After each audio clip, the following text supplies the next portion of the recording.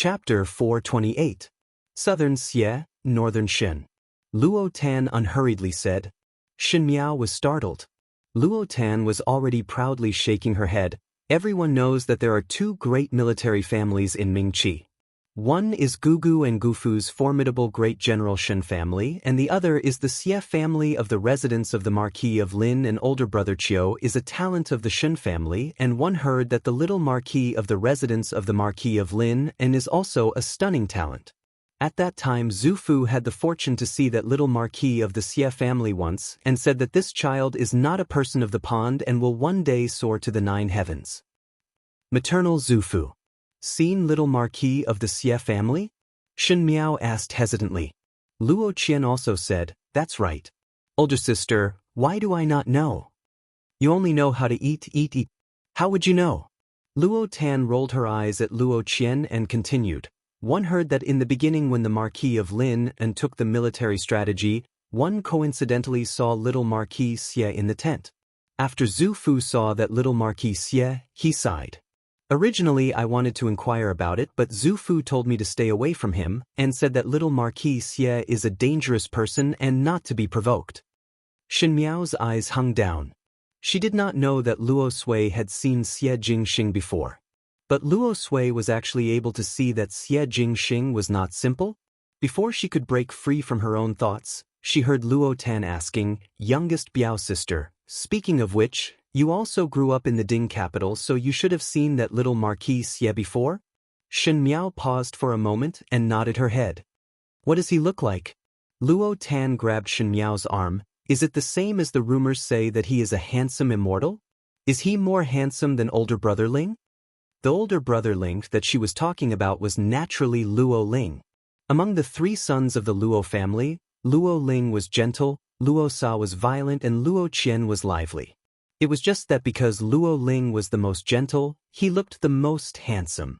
Shin Miao said, not as handsome as older brother Ling, Luo Tan released her hand, her eyes filled with disappointment. But I heard that the Xie young Marquis has a good appearance and his character is the most romantic. If a woman were to take a look at him, they would be intoxicated. You're even inferior to big brother Ling? Luo Qian looked at her gloatingly. The most important thing for a man is naturally his ability. What does it have to do with looks? Moreover, even if that little Xie Marquis is really looking for a wife, he would definitely not look for someone like you. Luo Qian smiled as he looked at Shin Miao. Naturally one would look for youngest Biao sister, this kind of fresh and gentle young lady. Luo Tan and Luo Qian immediately became a mess. Shin Miao held her forehead as she looked at the 2 siblings quarreling and felt somewhat helpless in her heart. She did not expect that Xie Jingxing's reputation would spread far and wide in the Shaochun city. Thinking about Xie Jingxing's trip to the northern borderland, he should have already arrived. This was his first time leading troops into battle as a young marshal. Although he knew that Xie Jingxing had the ability to lead troops into battle, but when he thought of the ending of this person's previous life, his heart could not help but shrink. Forget it. Shin Miao shook her head and drove away those inexplicable thoughts in her heart. In the past, she thought that Xie Jingxing was best at commanding troops and setting up formations. But now that she fought with Xie Jingxing, she realized that he was best at playing chess behind the scenes. That person's mind was calm and steady, so he must definitely be able to turn misfortune into blessing. Time passed by in a flash. Luo Tan and Luo Qian sat at Shin Miao's place until evening. The skies started to turn gloomy. Once it was the 9th or 10th month in the Shaochun city, the grasslands outside the city would be dry, but there would often be heavy rain in the city. Different from the rain in the Ding capital, the rain in the Shaochun city carried the smell of sand and was incomparably fierce. The dark clouds almost covered the entire sky, and in a short moment, it was as if it was night time. Luo Tan looked at the sky and said, not good. One fear that there will be hail again. Chapter 429. Why haven't uncle and the others returned yet? Luo Qian stood up as well and frowned. Although the Luo family army had dispersed, they still needed people to guard the city. On normal days, Luo Lianying and Luo Liantai would be working in the guards, and when Shin Xian came, he would bring Shin Qiu along to help. On the other hand, he was supposed to return to the mansion for dinner in the evening, but he had yet to return at this time. Shen Miao looked outside and suddenly thought of something as her face changed. Luo Tan saw that Shen Miao's expression was not right and thought that she was afraid and felt somewhat strange in her heart. Biao, youngest sister, are you afraid of hail? There was one a few days ago, and you weren't afraid then. Why are you afraid now? Speaking till here, he patted Shen Miao's shoulders. Do not be afraid. We have lived here for so many years and there would often be hail at this time of the year. Don't be afraid. Shen Miao did not get better because of her comfort and her expression became uglier. As such, even the carefree Luo Qian also felt that something was wrong. He looked at Shen Miao doubtfully. Why is Biao youngest sister so nervous? Is it because you are worried about Gufu? It's okay. As soon as he finished speaking, he heard someone calling from outside. It was the Luo family's manservant. Because he ran too fast, he even tripped. He said, young master, young lady, Lady Biao, madam wants you to go to the hall quickly. Luo Tan was stunned and frowned. What happened? The two Jew came to snatch things again, so master brought the two masters and General Shun to the grasslands. The two young masters are still in the mansion, and the weather is about to change. Miss, please hurry to the main hall. Although the manservant was a little anxious, his attitude was not flustered. It was obvious that this had happened many times, and he seemed to have some experience. Luo Tan angrily stomped her foot. Damn Turks! Luo Qian said to Shen Miao, Biao youngest sister follow us in first. It will be all right. At this time, he did not forget to comfort Shen Miao. Shen Miao nodded her head. When they reached the front hall of the Luo residence, there were already quite a number of people gathered there. Both Madame Yu and Madame Ma were in the hall. When they saw the three of them, they heaved a sigh of relief. Most likely Madame Ma was afraid of scaring Shen Miao, so she walked over to Shen Miao's side and pulled Shen Miao's hands. Jiao had not seen such big hailstones before.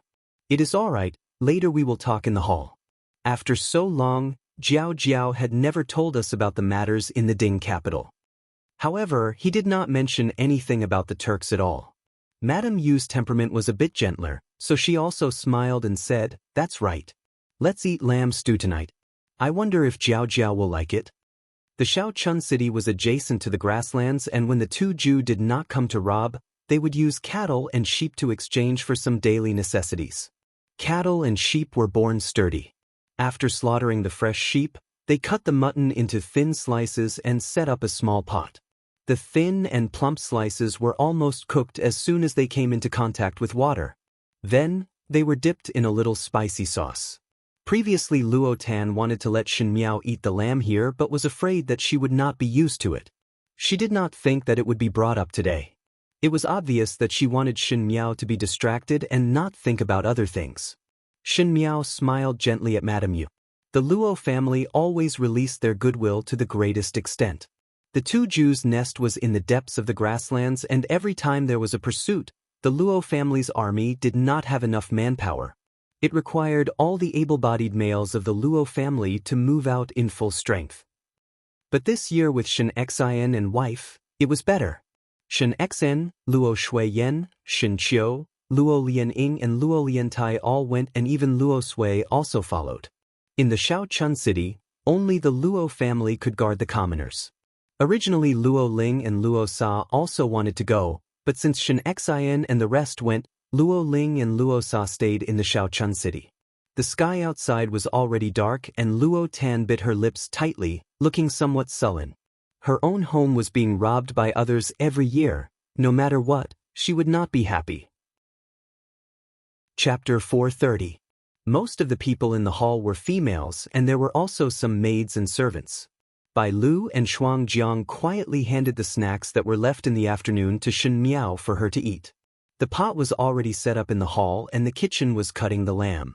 The soup in the pot started to emit an aroma, but at this time no one was in the mood to be happy.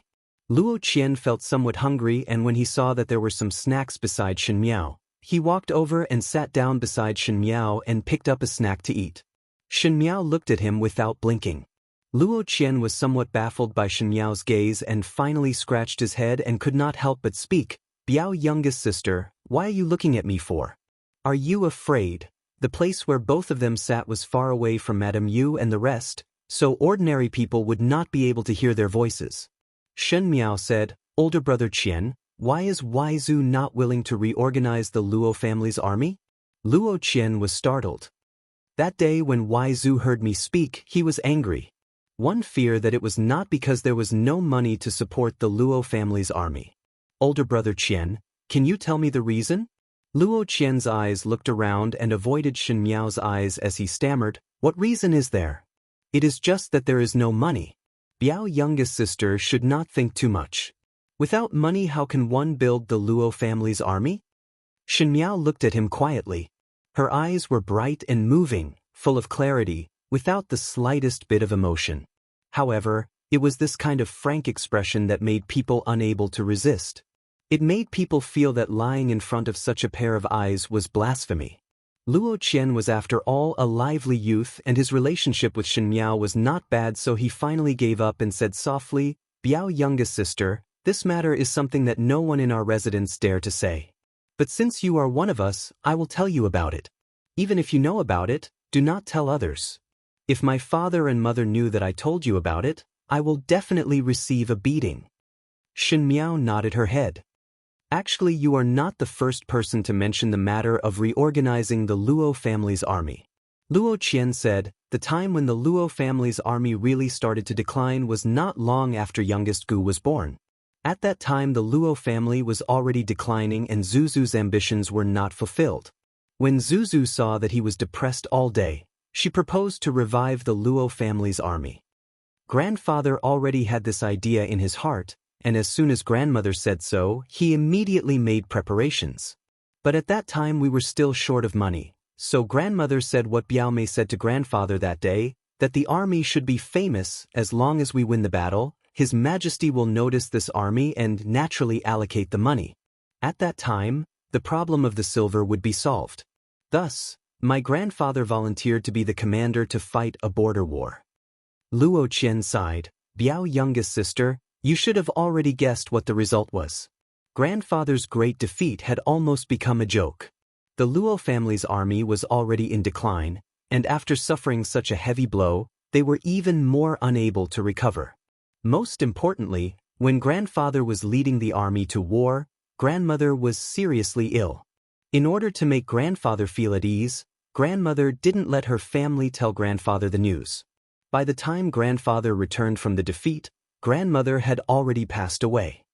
Grandfather always felt that if he didn't fulfill his promise to grandmother, he wouldn't be able to face her even if he died 100 years later. After so many years, he did not reorganize the Luo family's army because he did not have the courage to face the past failures." Luo Qian put down the snacks in his hands and looked at Shen Miao. "Biao youngest sister, I know that you want to let the Luo family's army regain its prestige, but our Luo family does not seek to be famous. My mother said before that one must cherish the people in front of one. Just like grandfather, if time could be turned back, he would definitely not fight that war and choose to stay by grandmother's side. So if one can make grandfather happy, even if the Luo family's army continues to be depressed, it would not matter." Chapter 431. Shen Miao looked at Luo Qian and her heart was slightly surprised. She did not think that with Luo Qian's carefree temperament, he would actually say such words. The Luo family's righteousness, kindness was indeed not fake. But to know of such a past event from Luo Qian's mouth, one's heart also sighed.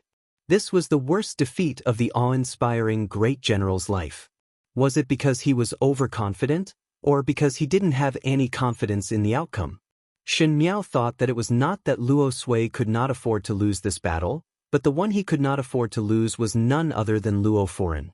Abandoning his ill wife and choosing meritorious service, the final outcome ruthlessly slapped him in the face. No wonder that when Shen Miao said those words that day, Luo Sui's face instantly changed color. One fear that the most hidden pain in this general's heart had been evoked. But if one is depressed like this, would Wai Zu Mu be happy? Shen Miao suddenly opened her mouth. "AI?" Luo Qian turned his head to look at her and was somewhat puzzled. Shen Miao smiled gently. "If I admire a person and he is a hero, One would hope that he would wear the treasured sword that he should wear, ride the fierce horse that he should ride, lead the bravest soldiers and obtain the most proud meritorious service. I am not willing for him to suffer grievances. Now that Waizumu is suffering grievances, if Waizumu knew, would she not feel heartache? If it was me, I would feel heartache. Luo Qian was somewhat confused by Shen Miao's words. Not to mention anything else, to say he admired in front of a male like him made him somewhat aghast. Madame Ma also said that Shen Miao was a young lady from the Ding capital and was delicate and timid. One must take good care of her as she would have a shy temperament. Now it seemed, where was there any shyness?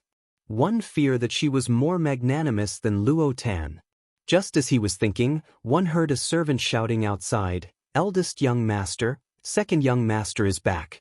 Everyone looked towards the entrance of the hall and it was the two brothers, Luo Ling and Luo Sa.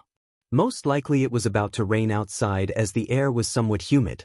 Both of their clothes seemed to be stained with water. Luo Ling and Luo Sa had just returned from the garrison and looked somewhat travel-worn. Madam, you first instructed the servant to pour tea for both of them and Luo Sa downed it in one gulp. Luo Tan had already ran up and asked Luo Ling, "Older brother Ling, how is it outside?" "Seeing that it's going to hail, I've already told the commoners to go back to their houses to hide. Everything is prepared outside." Luo Ling replied with a smile, "Second younger brother and I will guard here for the night after returning. Our hull is sturdy, so there's nothing to be afraid of."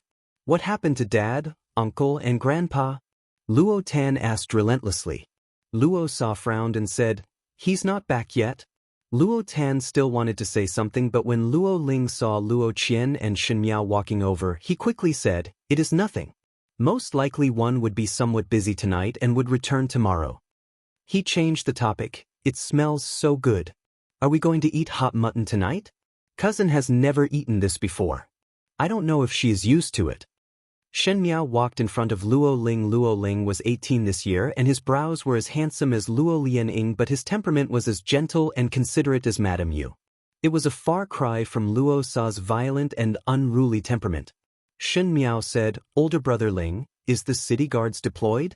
Luo Ling was surprised for a moment as he did not expect that Shen Miao would ask about this and replied, "It is all arranged." "How many people are there in the city guards?" Shen Miao asked. This time Luo Sa's gaze landed on Shen Miao. When these juniors spoke, Madame Yu and Madame Ma were far away. Luo Qian asked, "Why is youngest Biao's sister asking this for?" "Tonight there will be hail so most likely no one will enter the city. 30 in the east and 30 in the west. In addition to 10 in the north, there are a total of 70 people." Luo Ling patiently answered. Chapter 432. Is there usually so many people? Shen Miao asked. After hesitating for a moment, Luo Ling said, "On normal days there would be more people, but today father and the rest had transferred them away, so there are not many city guards left. However, as long as nothing happened in the city, 70 people would be enough. The weather is not good tonight. Little brother is right, no one should enter the city." The Luo army only had so many people that it could use. In pursuing the Turks, it was only natural that it take all the useful people with it. The remaining city guards seemed to be stretched thin. Of course the Shaochun city had been safe and sound for so many years, the city guards would at most help to capture fugitives or thieves, and there was not much use. Luo Sa stared at Shen Miao for a while and suddenly said, "You are afraid that the two Jew will attack?" Everyone was taken aback by his words. Luo Tan's jaw dropped. Luo Qian asked, "Second brother, what are you talking about? Why would the Turks attack?" Luo Sa sneered and stared at Shen Miao's eyes without blinking. "Didn't Biao's youngest sister say it on the day you came? The two Jew have ambition and strength, so why can't they attack? Is this what you're afraid of?" Luo Sa's character was somewhat aggressive and facing his sharp gaze, Shen Miao nodded her head, "Correct. What I am afraid of is this." "How is this possible?" Luo Tan said, "Not to say if what you said will happen. Today father and Gu Fu had gone to the grasslands to pursue the two Jew, so how would the two Jew be distracted to attack the Shaochun city? If he was really ambitious, wouldn't it have been better to find an opportunity before? Luring the tiger away from the mountain. Not only the Ming Chi people would use it." Shun Miao said lightly, even though the two Ju are nomads, they are not fools. After living with the people of the Shaochun city for so many years, do you think that you would not learn something? As long as the Turks aren't fools, they would have learned it long ago. Shun Miao's uncharacteristic cold attitude made the few of them somewhat surprised. After a moment of silence, it was Luo Ling who spoke first. Youngest Biao sister, is this your own guess or where did you hear this news? Shun Miao had always been worried that the Turks would attack the city, and today she was acting so strangely. Everyone noticed this point, and as long as one was not a fool, they would be able to see that something was wrong. Simply being afraid was one thing, but if he got other information from somewhere else, it would be another matter. Intuition. Intuition? Luo Sa was not angry but laughed. Biao youngest sister, this is not the time to joke. Could it be that both older brothers have been in the city's guards for so many years and do not know the logic of taking preventive measures? Shen Miao's expression was slightly restrained and the meekness in her eyes was restrained, and gradually there was determination. She said, if the Turks really attack, we can prepare in advance and naturally everyone will be happy. If they did not attack, the Shaochun city would be spared from the calamity. Would it not be a good thing? Could it be that bad things had to happen in order to be prepared? If they don't even understand this, it's no wonder that the Luo family is on the decline. Luo Sa was furious. Luo Tan's and Luo Qian's faces were also not looking good. It was Luo Ling who stared at Shun Miao for a while, and his expression did not change and was as gentle as before. He cupped his hands towards her and said, Biao youngest sister is right. It is us who are slow-witted, but based on the lack of manpower of the city's guards, it is an irrefutable fact. Based on Biao youngest sister's opinion, what should be done? On the surface it was a question, but it was to ask her to solve a thorny problem and to test her ability. Shin Miao's heart was startled. This gentle Biao older brother was not as generous as he looked on the surface. She said, if it really come to this step, it is not possible for the manpower to increase for no reason. The Turks came prepared and we are naturally not their opponent. I am after all a female and do not know martial arts. Rather than taking risks, it is better to protect myself. Older brother Ling, why not gather more guards at the Luo residence's doors to protect the Luo residents? If there is a problem, they would be able to resist for a while. When her slippery words came out, everyone was stunned. She spoke so vehemently, but at this moment, why did she show such a helpless look? For a moment, the younger generation of the Luo family did not understand Shin Miao's meaning. Luo Sa was the most depressed. He wanted to get angry when he saw Shin Miao but could not find a reason to get angry and could only sit at the side with a face full of anger. Luo Ling looked at Shin Miao meaningfully and said unexpectedly, then do as Biao youngest sister says. Everyone sat down in the hall again. One did not know why, but because of Shin Miao's words, the atmosphere became somewhat stiff. Even Luo Qian and Luo Tan seemed to be nervous. Only Madame Ma and Madame Yu did not know anything and were still instructing the chefs in the kitchen. It was until the sky was completely dark that Luo Ling's guards suddenly requested to see him. Luo Ling let him in, and that guard's expression was anxious as he whispered a few words to Luo Ling's ear.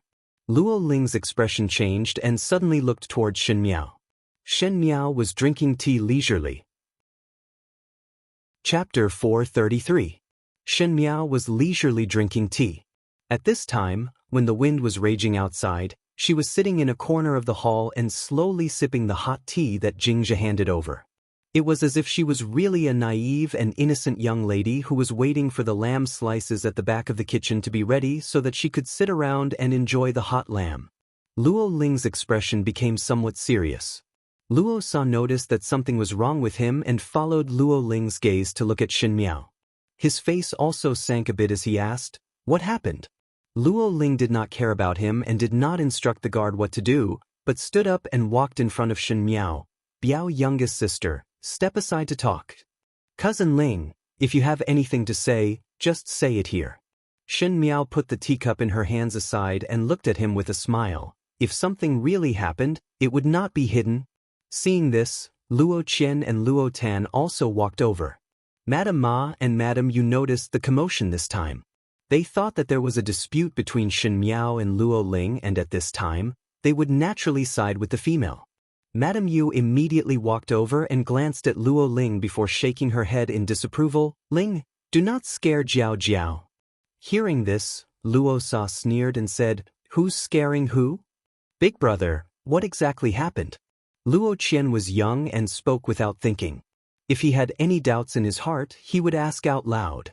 Luo Ling looked at Shen Miao and Shen Miao smiled gently at him, as if she knew what he was going to say next. That calmness of grasping everything made Luo Ling slightly startled. A moment later, he sighed and said helplessly, the city guards have sent news that the Turks. It looks like they're entering the city. What? Luo Tan exclaimed. She immediately realized that her voice was too loud, so she covered her mouth. As they spoke, the surrounding maids and senior servants were far away and did not hear clearly. But the greatest taboo in the world was to shake the morale of the army. They had gathered here to hide from the hail, but if the Turks were to learn that they had entered, the morale of the army would immediately fall into disarray. Even if there was no chaos because of Luo Ling and Luo Sa, at least there would be panic. Madame Yu and Madame Ma were from ordinary families and naturally did not have the ability to protect themselves. When they heard this, they were stunned. Madame Ma immediately said, Ling, Sa, shouldn't we get someone to protect Jiao Jiao and the others first? How long can our Luo residents resist? When will your father come back? Even the smartest and most capable woman couldn't help but panic when faced with such a situation. As for Yusher, she didn't know what to do. However, she still subconsciously said, why don't we hide somewhere first? Luo Tan's and Luo Qian's faces were somewhat pale. They had lived in the Shaochun city since birth, and even though they had heard Luo Sui's stories of the battlefield, but they always felt that it was something far away from them.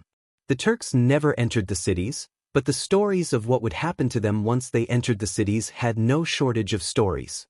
Even if Ming Qi's own soldiers attacked a city, there would be a massacre, not to mention the two Jews' savage nature. Biao Mei actually guessed correctly? Luo Qian muttered. Madame Ma and Madame Yu were surprised for a moment before Madame Yu looked at Shen Miao. Jiao Jiao? Guessed correctly? Biao Mei previously mentioned that the two Jew might attack the city. Luo Ling looked at her and an unclear light flashed in his eyes. Biao Mei must have a countermeasure. If one does not mind, please inform me. Now is the time of life and death. Luo Ling's attitude was extremely low, or it could be said that the Luo family would not have the arrogant thoughts of others. Otherwise, with Luo Ling's seniority and status, there was no need to be so humble to consult a young female.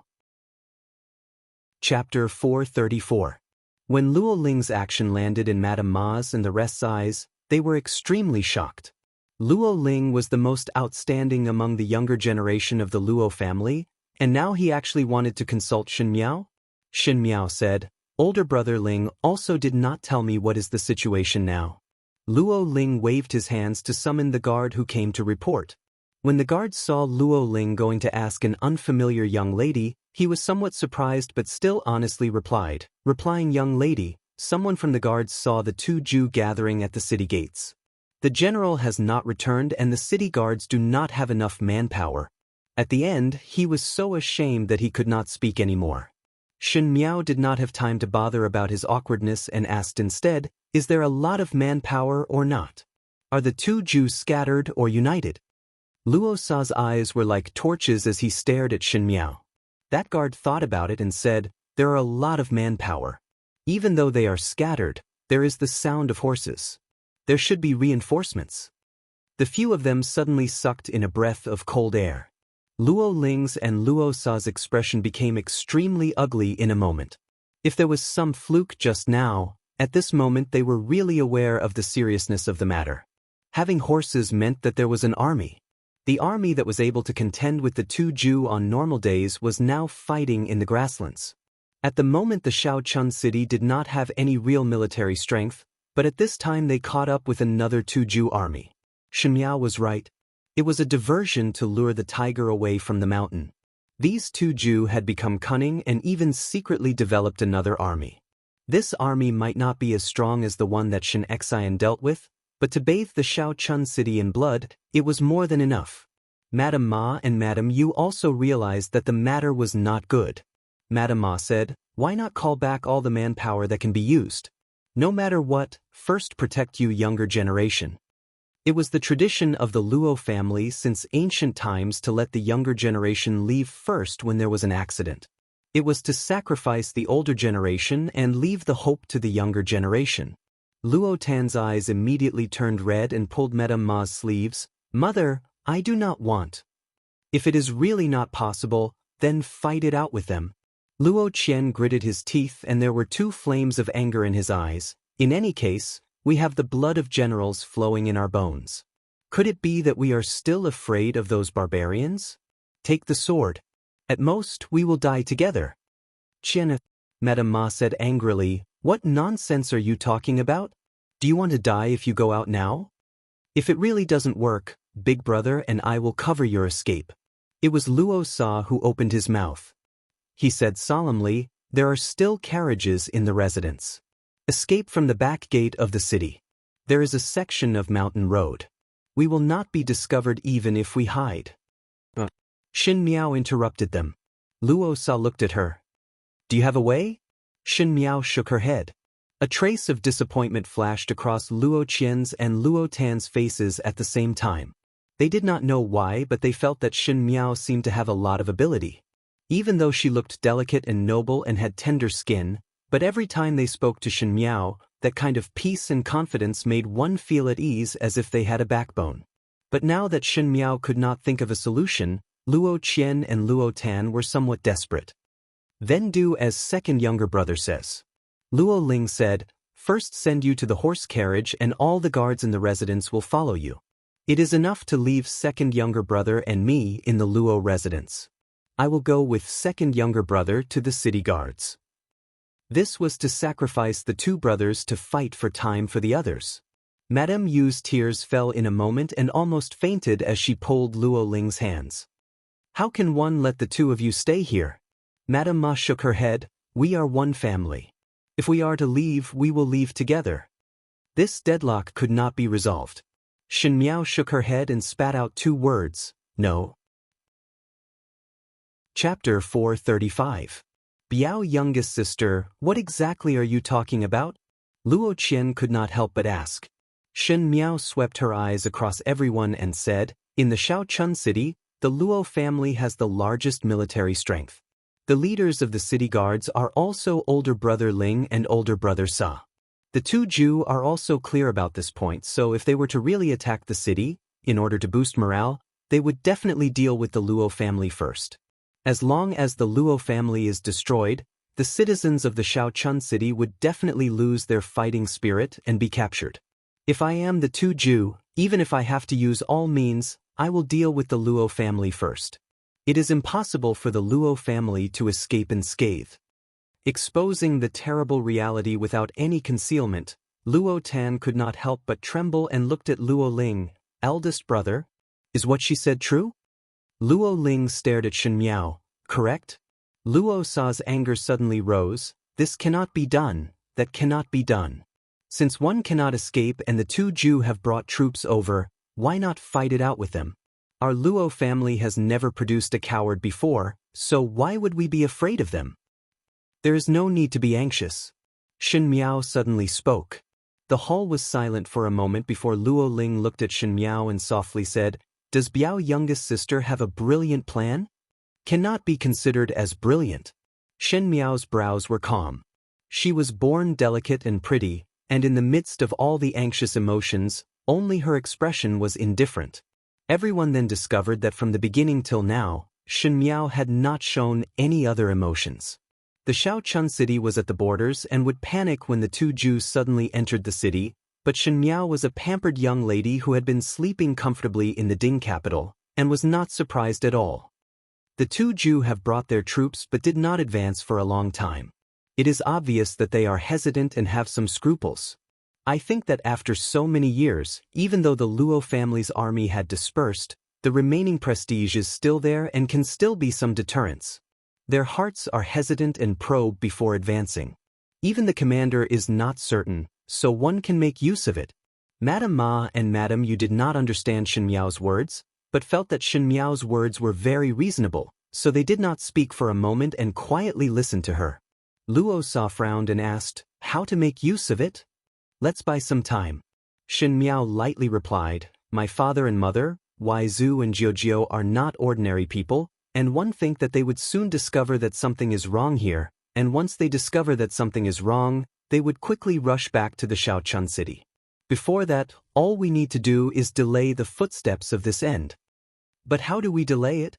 Luo Tan had an impatient personality and impatiently asked, "Based on what you've said, the Turks are so smart that they know that time is of the essence and will quickly attack. What are they afraid of? Just show them what they want to see."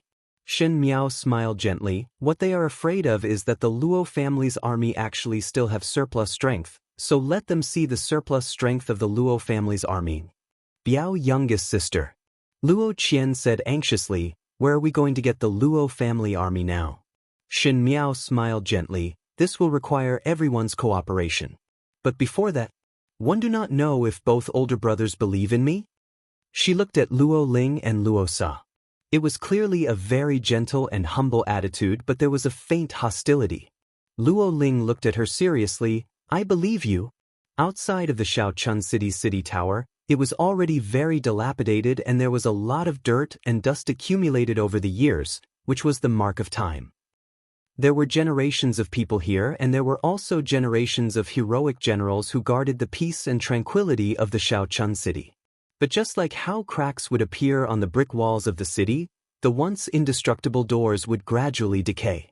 At this moment on the city tower, there were not many guards walking back and forth as they stared vigilantly at the gradually clearer sounds of horse hooves and torches. Big drops of cold sweat trickled down their cheeks. Chapter 436. The two Jew were savage by nature, and it was impossible for them, who had been slacking for many years, to go against them. And from the movements, there were quite a number of two Jew. The fear was mutual, and in a moment, the footsteps of the city guards became much heavier. Just when the people not far away were ready to move, someone from the city guards suddenly shouted, "What is that?" Even the sound of the heavy rain in the rainy night could not cover the surprise in the words. Everyone looked back and saw that in the Shaochun city, one did not know when large and small torches had appeared. These torches were densely packed and accompanied with the sound of the sky shaking noises. If one listened carefully, there was even the sound of horses. When the two armies confronted each other, naturally there would be spies who climbed high to inquire about the news in the city. The city guards standing at the city gates could see it, and the two Jew spies outside could also see it. Those inexplicable men and horses that appeared were especially clear in the rainy night, and the sky-shaking shouts along with the messy sounds of the horses galloping on the ground, accompanied by the wind and rain. There was an unstoppable magnificence of thousands of troops and horses. "It is the Luo family's army. It is the Luo family's army." Someone from the city guards shouted and almost kneeled down in joy. "The Luo family's army has regained its glory." The 100-year-old Luo family had been declining for many years, and the Luo family's army that remained in these years were all small businesses. The sudden shout made everyone recall the invincible grace of Luo Sui's army in the past. It was as if there was a new hope, and the morale soared in an instant. The few men and horses in the city guards pulled out their swords and looked around. The blood and heat in their bones seemed to be ignited, and the shouts from their mouths, along with those inexplicable men and horses in the city, rushed towards the Milky Way. The first drumbeat of energy, the second weak, and the third exhausted. This sudden surge in morale and the sudden appearance of more men and horses with the name of Luo family obviously shocked the two Jew. The Turks angrily communicated with each other, and the soldiers paused, not daring to approach. After 2 hours of this stalemate, the Turks began to sense that something was wrong. Suddenly, the sounds of fighting came from outside. This time, it was a real army. Shen Xian and his men had returned. Even though the two Jews' men and horses were spirited, but they were not as experienced as Luo Sui and Shen Xian, who had been fighting on the battlefield for many years. Their formation was at a disadvantage, and they were quickly defeated. In the Shaochun city, at the entrance of the Luo residence, when Luo Ling heard that the soldier in front had returned to report, he then heaved a sigh of relief and respectfully bowed to Shen Miao, This time it is all thanks to younger Biao's sister. Biao youngest sister is so smart. Luo Qian exclaimed, to think of such an idea. Shen Miao let Shen Xen gather all the useful people in the residence, and then gather the commoners on the streets, and lit all the torches that could be used. One person held 2 torches, and then let the blacksmiths use horseshoes to imitate the sound of the horses' hooves hitting the ground. The commoners of the Shaochun city also knew that it was a critical moment of life and death, so they pretended to shout like the soldiers. In addition to the strong wind and rain that night, it was more than enough to deceive the 2 Jew outside. When the 2 Jew saw so many torches, they would subconsciously think that there were so many people. The sound of the horses' hooves and the shouts, in addition to the fear of the Luo family's army, would make them think that there was still a portion of the Luo family's forces guarding the Shaochun city. The 2 Jew had fear in their hearts and did not dare to blindly move forward. They tried to probe and stall for time. As long as they wait for Shen Xian's return, everything would be settled by Shen Xian and the rest. It looked simple, but in a critical situation, it was easy for one to lose their sense of propriety, so how would one think of such a method? Luo Sa's attitude towards Shen Miao also changed a lot. This time it is all thanks to you. Ever since Shen Miao came up with this idea, Luo Tan was filled with admiration towards Shen Miao. At this moment, when she saw that the plan was effective, she pulled Shen Miao's arm and asked, Biao youngest sister, honestly confess, did you secretly read The Art of War? I remember that the military books in grandfather's studies seemed to be what you said. Chapter 437. Shen Miao smiled, just opportunistic? Jiao Jiao, do not be modest. Madame Ma looked at her warmly and said, if not for you today, we would all be in trouble. You not only saved the people in our residence, but also the people of the Shaochun city. Thank you. Shen Miao could not help but laugh in her heart. In fact, she was really not modest, as it was just an opportunistic matter. In the past lifetime, such a thing also happened, but Shen Miao could not remember the exact date and only knew that it was a rainy day with hail. When the 2 Jew attacked the Shaochun city, even though at the end Luo Sui managed to rush back with his troops and save the Shaochun city from being captured, but they also paid a heavy price. In the Shaochun city, there were numerous casualties and it was very miserable. At that time, in order to gain Fu Xiuyi's favor, she was working hard to learn the art of war. She had also asked Pei Lang about this matter, and Pei Lang had given her the same answer that day. Pei Lang said, the Turks have some misgivings, they do not dare to advance rashly. Fighting them head-on is futile, and they have lost the will to escape. It would be better for them to use the empty city stratagem to confuse the enemy. As long as they can delay until reinforcements arrive, they will be able to solve the problem. She had recorded Pei Lang's words in her diary, and it was now very clear. Shen Miao knew that she did not have any military tactics, but she believed in Pei Lang. In those years in the inner palace, in order to gain Fu Xiuyi's favor and consult with Fu Xiuyi's aides, she finally had a lot of unexpected chips. Those were all gifts that Fu Xiuyi gave her. Little cousin is so bad. When Luo Qian heard the reports of success from the guards outside, his uneasiness finally dissipated and he started to tease Shen Miao. Obviously you already had a well-thought-out plan, but you still scared us like that previously, causing us to really end up in such a bad situation. Scared me to death. Luo Tan slapped her on the head. Shameful. You can't even compare to a little girl. Aren't you the same? Luo Qian retorted. Shen Miao smiled and declined to comment. She naturally knew that it would be solved in the end, but she deliberately made it so serious to let everyone in the Luo family understand that just by relying on the remaining Luo family army, not to mention protecting the Shaochun city, it would be difficult to protect the Luo family. If one didn't have enough power in this world, one wouldn't be able to protect the people they wanted to protect. The Turks were eyeing them covetously, and it was only a matter of time before they made a comeback. When that day comes, what will the Luo family do?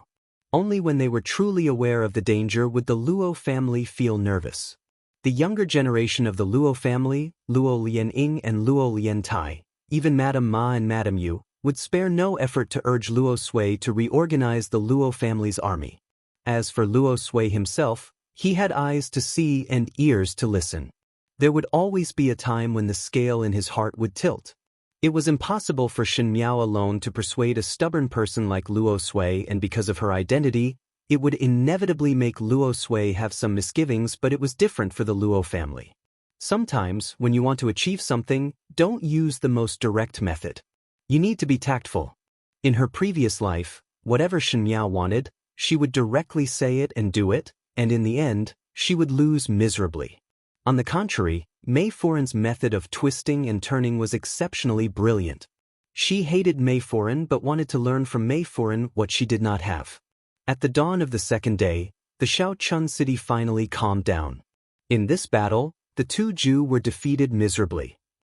Originally, because of Shen Miao's empty city stratagem in the Shaochun city, it made the two Ju bewildered, and with the addition of Shen Xian and Shen Qiu, they suffered an unprecedented heavy blow and retreated to the depths of the grasslands. One think that for a long period of time, they would not have the energy to make a comeback. Even though they had won the battle, the atmosphere in the Shaochun city was not relaxed. Especially the entire Luo residents. The two Ju entering the city this time meant that Shen Miao's frightening conjectures in the past few days had finally become a reality. With such a terrifying neighbor eyeing them all day long, no one would be able to sleep peacefully. Chapter 438. After knowing that the empty city stratagem was thought of by Shen Miao, Luo Sui had a higher opinion of Shen Miao. Shen Xian was naturally proud and repeatedly praised that his daughter could not be compared to a man. 2 days later, Luo Sui announced in front of everyone in the Luo family that he wanted to reorganize the Luo family's army. The entire Shaochun city cheered and jumped in joy as they spread the news. Even the younger generation of the Luo family were extremely excited. Only Shen Miao's expression was calm, as this was already expected. The night of the two Jews' surprise attack would make Luo Sui determined that rather than being chased, it would be better to make a comeback while he was still young. As for the matter of money, Luo Shuiyan still had some savings, and as for the people to train the soldiers, Shen Qiu and Shen Xian were worried that there was no place for them to use their skills, so naturally they happily agreed. It was not an easy matter to recruit all of those brave generals who had long removed their armors and returned back to train the troops, but the Luo family were all brave generals. Since they had done it, naturally they were determined. In a moment, the Shaochun city became lively. The days passed peacefully and satisfactorily. One day, Shen Miao was sitting at the table reading when Luo Tan rushed in and almost knocked over the chair at the door. Guyu jumped in shock. Shen Miao looked at her, and before she could speak, she saw Luo Tan panting and stroking her chest. "Biao, younger sister, have you heard?" "What?" Shen Miao asked. "That little marquis of the Xie clan." Luo Tan gestured in a flurry. "It's the little marquis of the Xie family that I mentioned to you before, the one who is as famous as Cousin Qiu. Didn't he ask to be the marshal to go to the northern borderline to resist the enemy?" Shen Miao's heart jumped, and she looked at Luo Tan and slowly nodded her head. "I know. You've heard the news from before, right? That young Marquis Xie has been winning battles all day, and the Xiongnu have been forced to the edge of the desert." Luo Tan said, "Everyone is saying that when little Marquis Xie returns to the capital, one fear that his meritorious service would be higher than the Marquis of Lineage, and His Majesty would definitely reward him with a high official position." These words were not false.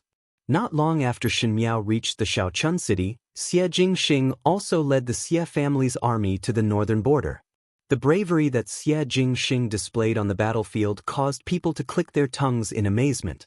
Whether it was arranging troops or fighting alone with the enemy leader, the fierceness and coldness that he displayed made the enemy tremble in fear upon hearing his name. They originally thought that Xie Jingxing would not be able to subdue the Xie family's army, but the Xie family's army had performed miraculous feats in Xie Jingxing's hands. This finally made people put away the last shred of doubt towards Xie Jingxing. Everyone said that Xie Jingxian would be the most outstanding male in Mingqi, and in the future his achievements would be above the Marquis of Lineage. When Shen Xian and Luo Sui occasionally talked about this matter, they were full of praises for Xie Jingxing, saying that he was a rare talent in the world. Because Shen Miao knew of Xie Jingxing's ability in her previous life, she was not surprised at all. She patiently listened to Luo Tan's words, but she saw that Luo Tan's eyes were red, and an ominous premonition rushed into her heart. She asked softly, "What's wrong with you?" Luo Tan could not hold it in and her tears fell. "Little Marquis is dead." In Luo Tan's heart, Xie Jingxing was a hero like Shen Qiu, and she worshipped him very much. At this moment her tears could not be stopped. That little Marquis was surrounded by the enemy from the back yesterday and thousands of arrows pierced through his heart. His corpse was hung on the city walls and skinned to show to the public. Luo Tan cried, "Biao youngest sister, he is dead. He is dead." The teacup in Jingzhi's hands fell to the ground with a bang and she immediately looked at Shen Miao in panic. Shen Miao and Xie Jingxing had some friendship, so if Xie Jingxing was dead, what would be Shen Miao's reaction? What would be Shen Miao's reaction? Shen Miao sat in front of the table and quietly looked at the crying Luo Tan. Her expression was so calm that it was scary, as if what Luo Tan said was not an extraordinary event, but ordinary words like the weather was good and the flowers were blooming well. It was just that the more peaceful her eyes were, the tighter her grip on the book in front of her was. Did Xie Jingxing die? Thousands of arrows pierced through his heart, skinned to dry, and hung on the city walls to show to the public. It was the same ending as in the previous lifetime. Was it really Xie Jingxing? Shen Miao thought absent-mindedly, as if she was trying to distinguish if this news was a joke or reality. However, what floated in her mind was that day in the courtyard of Guangwentang, when glutinous rice dumpling tricked her out to talk, and the tall and handsome youth that walked out from the forest. That youth was wearing an ivory-white embroidered robe with silver threads. He was handsome and arrogant as he elegantly walked towards her step by step.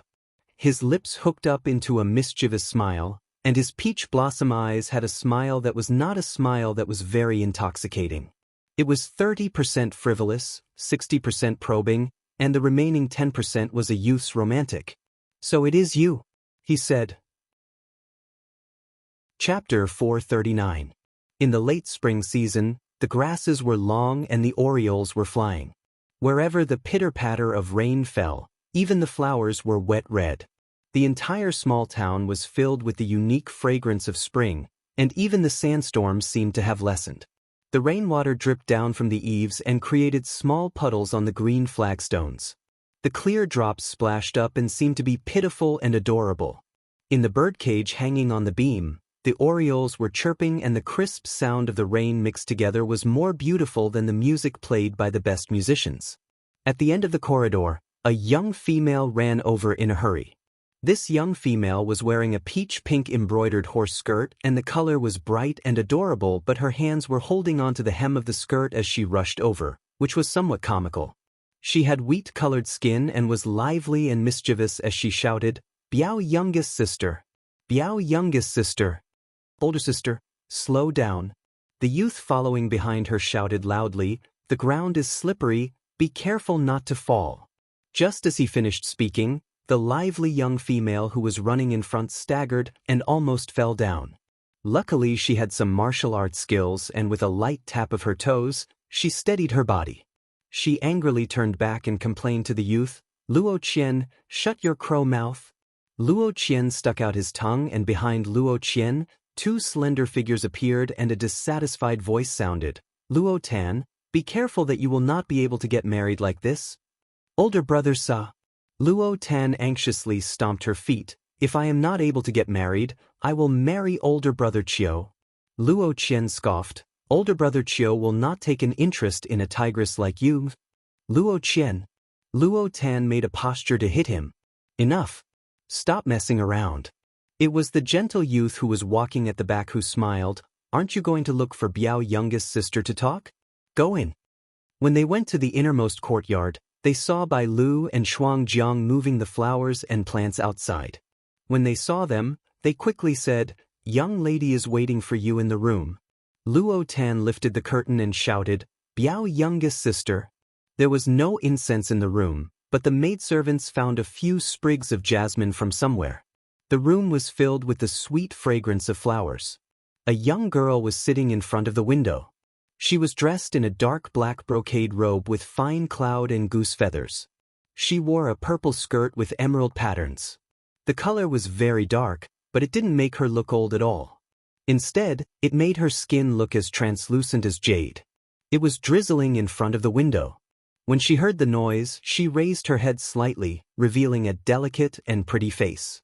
Her eyes were dark and spirited, her eyebrows were elegant, her lips were red, and her teeth were as enchanting as a new moon. Speaking of which, it was quite strange. This young lady's appearance was very delicate, like the morning clouds reflecting the snow, making people feel pity for her.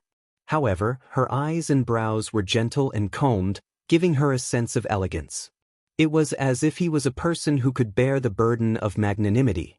Under that calm demeanor, if one looked closely, there seemed to be a hardness that was completely different from his appearance. She looked weak but was actually very strong. She tilted her head and smiled. Her eyes were quick-witted, but it also made people's hearts tremble.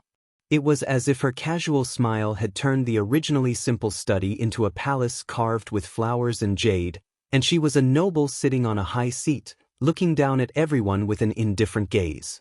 The few people at the door were slightly startled. Even though they had seen it many times, they would occasionally be shocked by this young lady's unintentional elegance.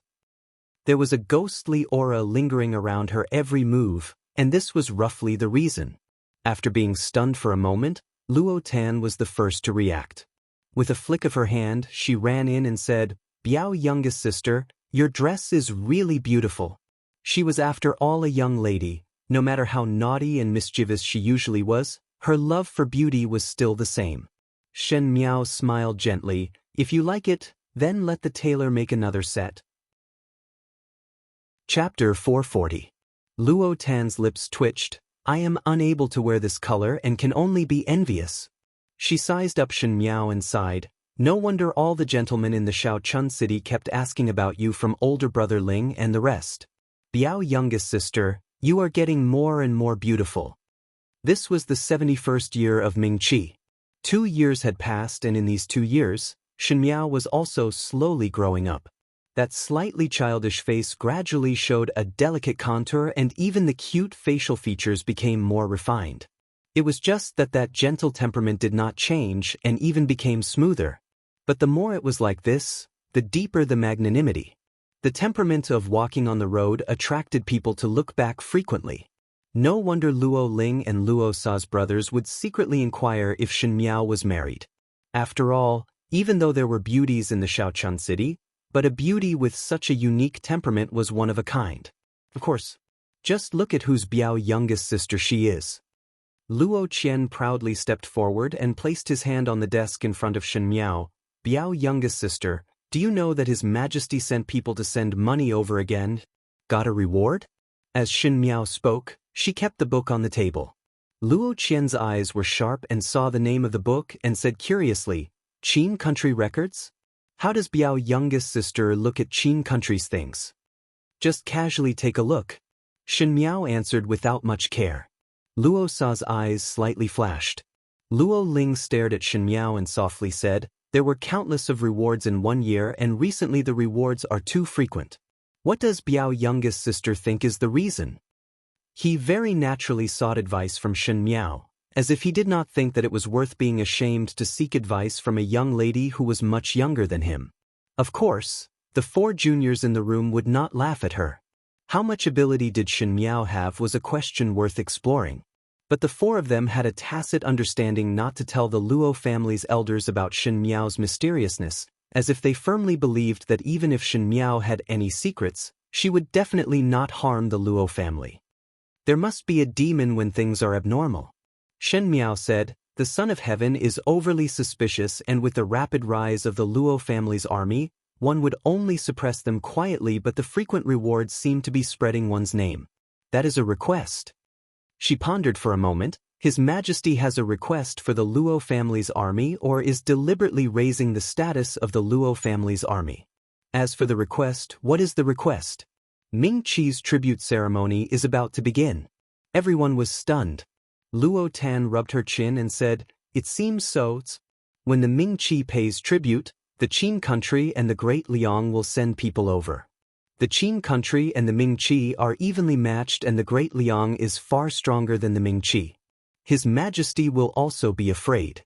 Shen Miao lightly said, The Shen family army is not around and the Xie family army is heavily injured. Ming Qi does not have a country-guarding military general. How can this be?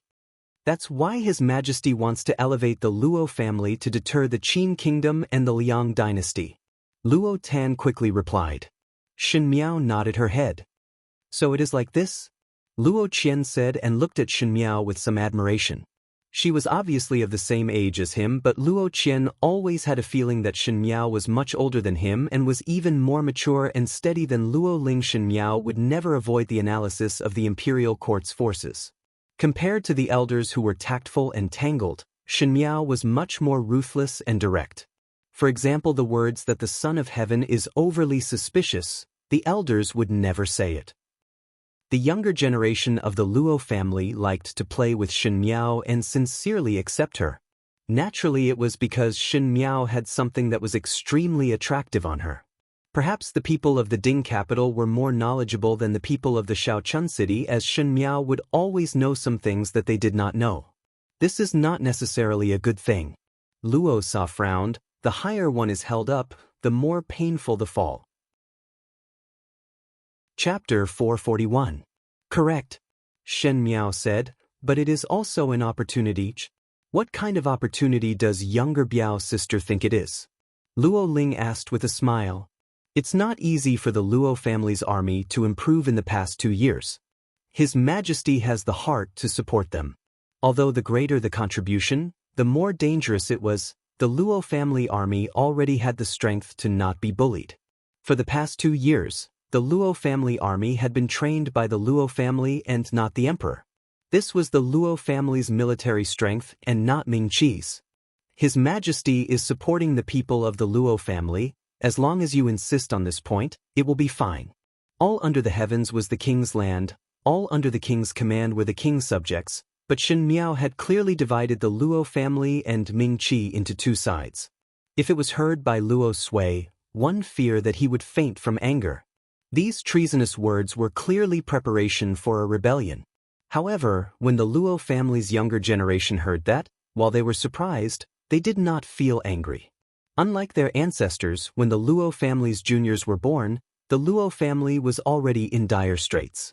The royal family did not allocate any silver to the Luo family's army and had forgotten about the Luo family's army at the border. The juniors were not without complaints.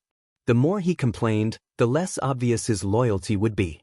After a moment of silence, there was a touch of fanaticism in Luo Sa's eyes as he said, Biao youngest sister said it very well.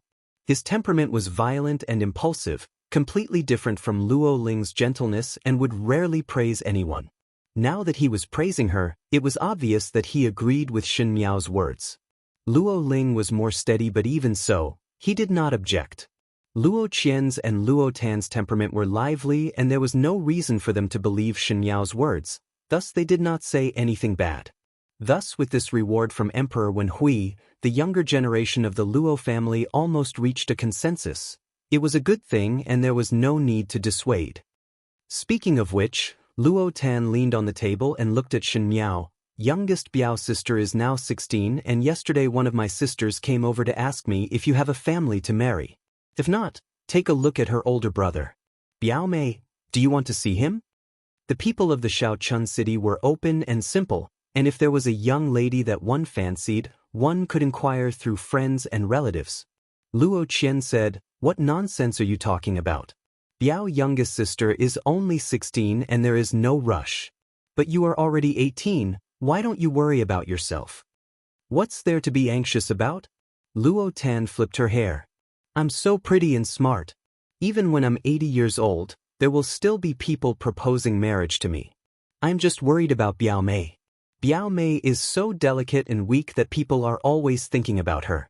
It is better to find a husband to protect her. Luo Qian, if you continue to be so violent, I guarantee that no lady will marry you in the future. Who said that there is no young lady who wants to marry me? Luo Qian was not convinced. Even if it is not possible, there is still youngest Biao's sister. Biao's youngest sister has a good heart. When that day comes, you will definitely marry me and help me out of trouble, right? He walked forward with a thick face. Luo Tan slapped his face away and said, Why don't you take a piss and look at yourself? If Biao youngest sister really wants to marry, our residents' older brother Ling and older brother Sa are not married yet. Who isn't better than you? If you don't believe me, you can ask brother Ling and brother Sa if they are willing to marry Biao Mei. These words were inadvertently turned to Luo Ling and Luo Sa. Luo Ling was surprised for a moment and his face turned slightly red. Luo Sa also lightly coughed twice and turned his head away. The atmosphere was somewhat awkward for a moment. Luo Tan was totally unaware of it and asked with a smile while holding her cheeks, Biao youngest sister, say it. What kind of male do you like? Handsome? Rich in silver? Good martial arts? Able to compose poems? Shen Miao looked at Luo Tan. Even though the three men in the room were looking at other places, their ears were perked up. Shen Miao said, able to beat my eldest brother. Chapter 442. With a bang sound, Luo Qian's feet slipped and fell down as he cried out in grievance, no, no. Older brother Chio's martial arts is so good, who can be compared to him? Coincidentally, at one end, one side was talking about Shen Miao's sweetheart, at the other end, there were people talking about Shen Miao's marriage. In the small room, Madame Ma, Madame Yu and Luo Shuiyan were talking. Different from the Shen residents in the Ding capital, the Luo family's sisters-in-law got along very well. Madame Yu was gentle and honest, Madame Ma was shrewish and Luo Shuiyan had the temperament of a military officer, straightforward and efficient. The three females got along very well in these 2 years. Madame Yu held an invitation in her hand and said to Luo Shuiyan, this is an invitation from Zhang Furen in the city, asking us to visit the Zhang residence. Speaking till here, she hesitated for a moment before saying, one must also bring Jiao Jiao along. Madame Ma laughed when she heard it. I say that Zhang Furen usually look down on us martial artists just because there is a top scorer in her residence. How would such a person with eyes at the top of her head send an invitation to us? So it is because the drunkard's intention is not on the wine and came to see Jiao Jiao. Madame Ma nudged Luo Shuiyan with her elbow. Youngest Gu, this Jiao Jiao now has more face than our father. As Shen Miao grew older, she became more beautiful and there were a number of people in the Shaochun city who came to inquire about Shen Miao's marriage. Previously everyone did not know the temperament of the young ladies in the Ding capital and thinking of those rumors, one feared that she was the eldest young lady who caused trouble in heaven and earth. Who knew that in these 2 years, Shen Miao's temperament was very calm and as compared to those impetuous young ladies, it was to the liking of those Furens. Especially that gentle and magnanimous bearing, one could not help but think that if Shen Miao became the matriarch of the household, she would definitely be able to control the residents. In addition, Shen Miao's looks were not bad and the Luo family was famous in the Shaochun city. In these 2 years, the Luo family's army was reinvigorated and the Luo family was like a fragrant cake. The matchmakers almost broke the Luo family's doorstep. Speaking till here, Madame Ma was half jealous and half envious as she said, one family having a daughter, hundreds of families would seek after her. This is really good, unlike our family's 10. Really, such a grown-up young lady, yet she is always fooling around. Not to mention a marriage proposal, there isn't even a matchmaker.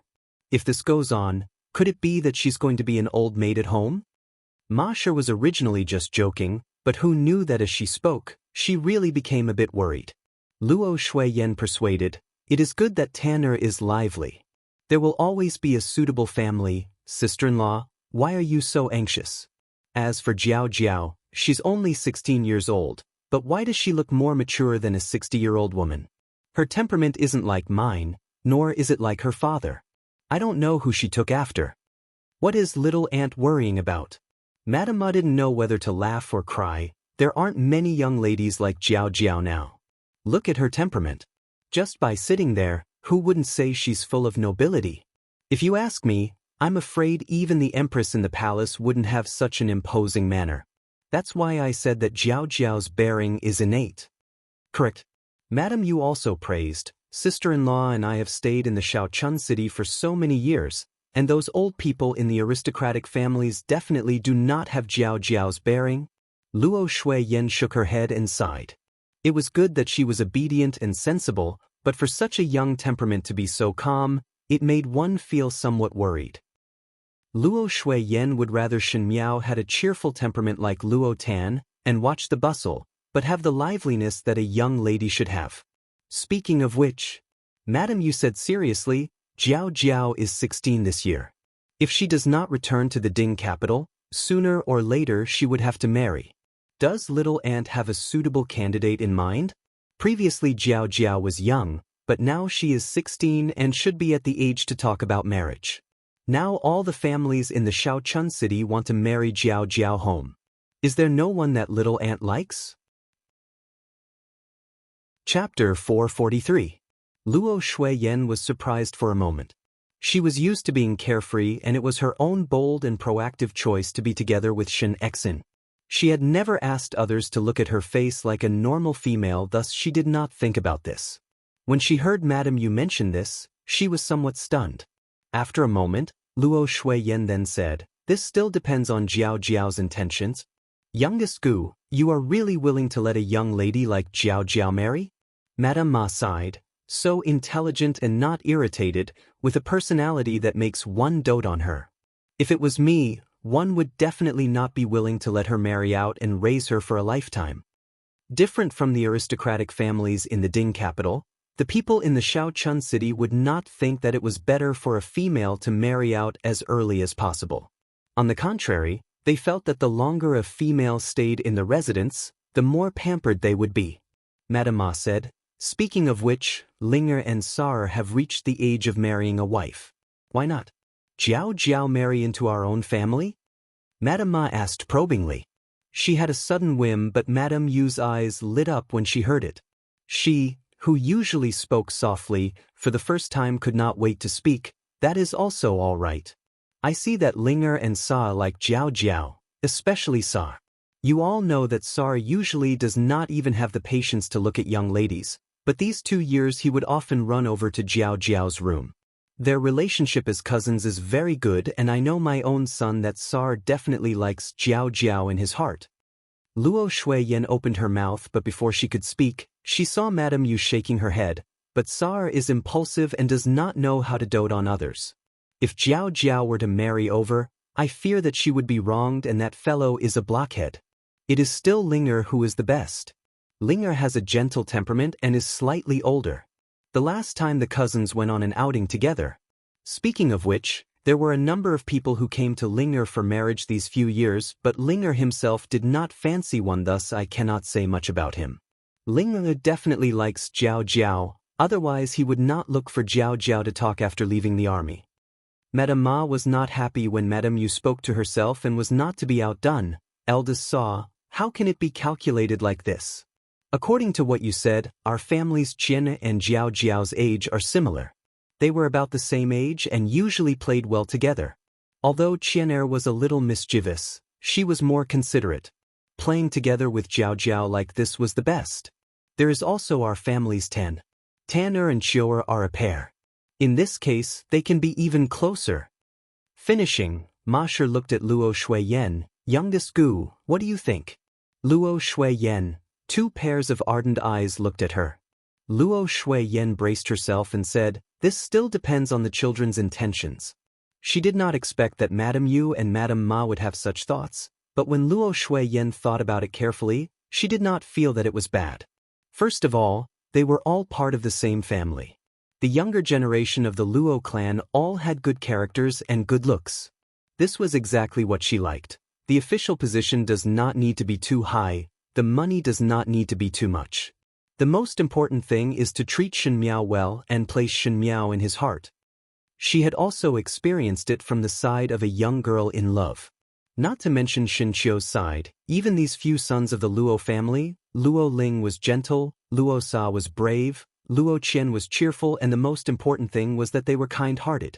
If Shen Miao was good with any one of them, the days in the future would only be sweet and not bitter.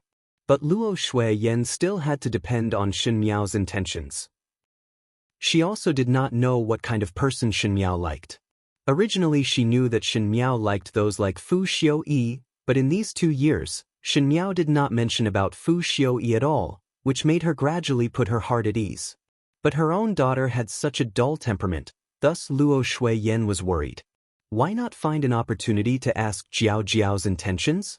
Madame Ma hurriedly said, if Jiao Jiao really fancy one of our family, no matter who it is, our Luo family would burn incense and have good luck. It is better to settle the marriage early so that the sons will be smart and the daughters will be beautiful. Chapter 444. Luo Shuiyan was somewhat embarrassed by what she said and rebuked, Sister-in-law, how can there be a logic of the youngest marrying first? Madame Ma waved her hands, I am afraid that Jiao Jiao will be taken by someone else first. Just as they were talking and laughing, one suddenly saw a servant at the door reporting, Furen, there is a message from the palace. The general asked Furens to quickly go to the front hall. Did the people from the palace just leave?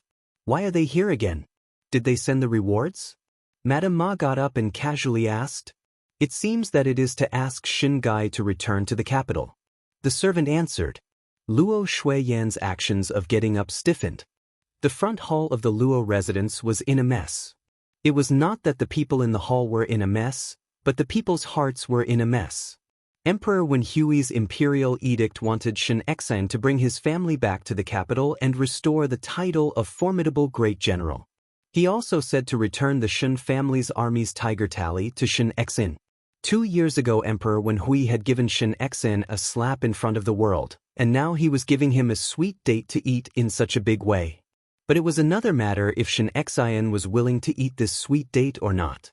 Luo Sui sat on the high seat.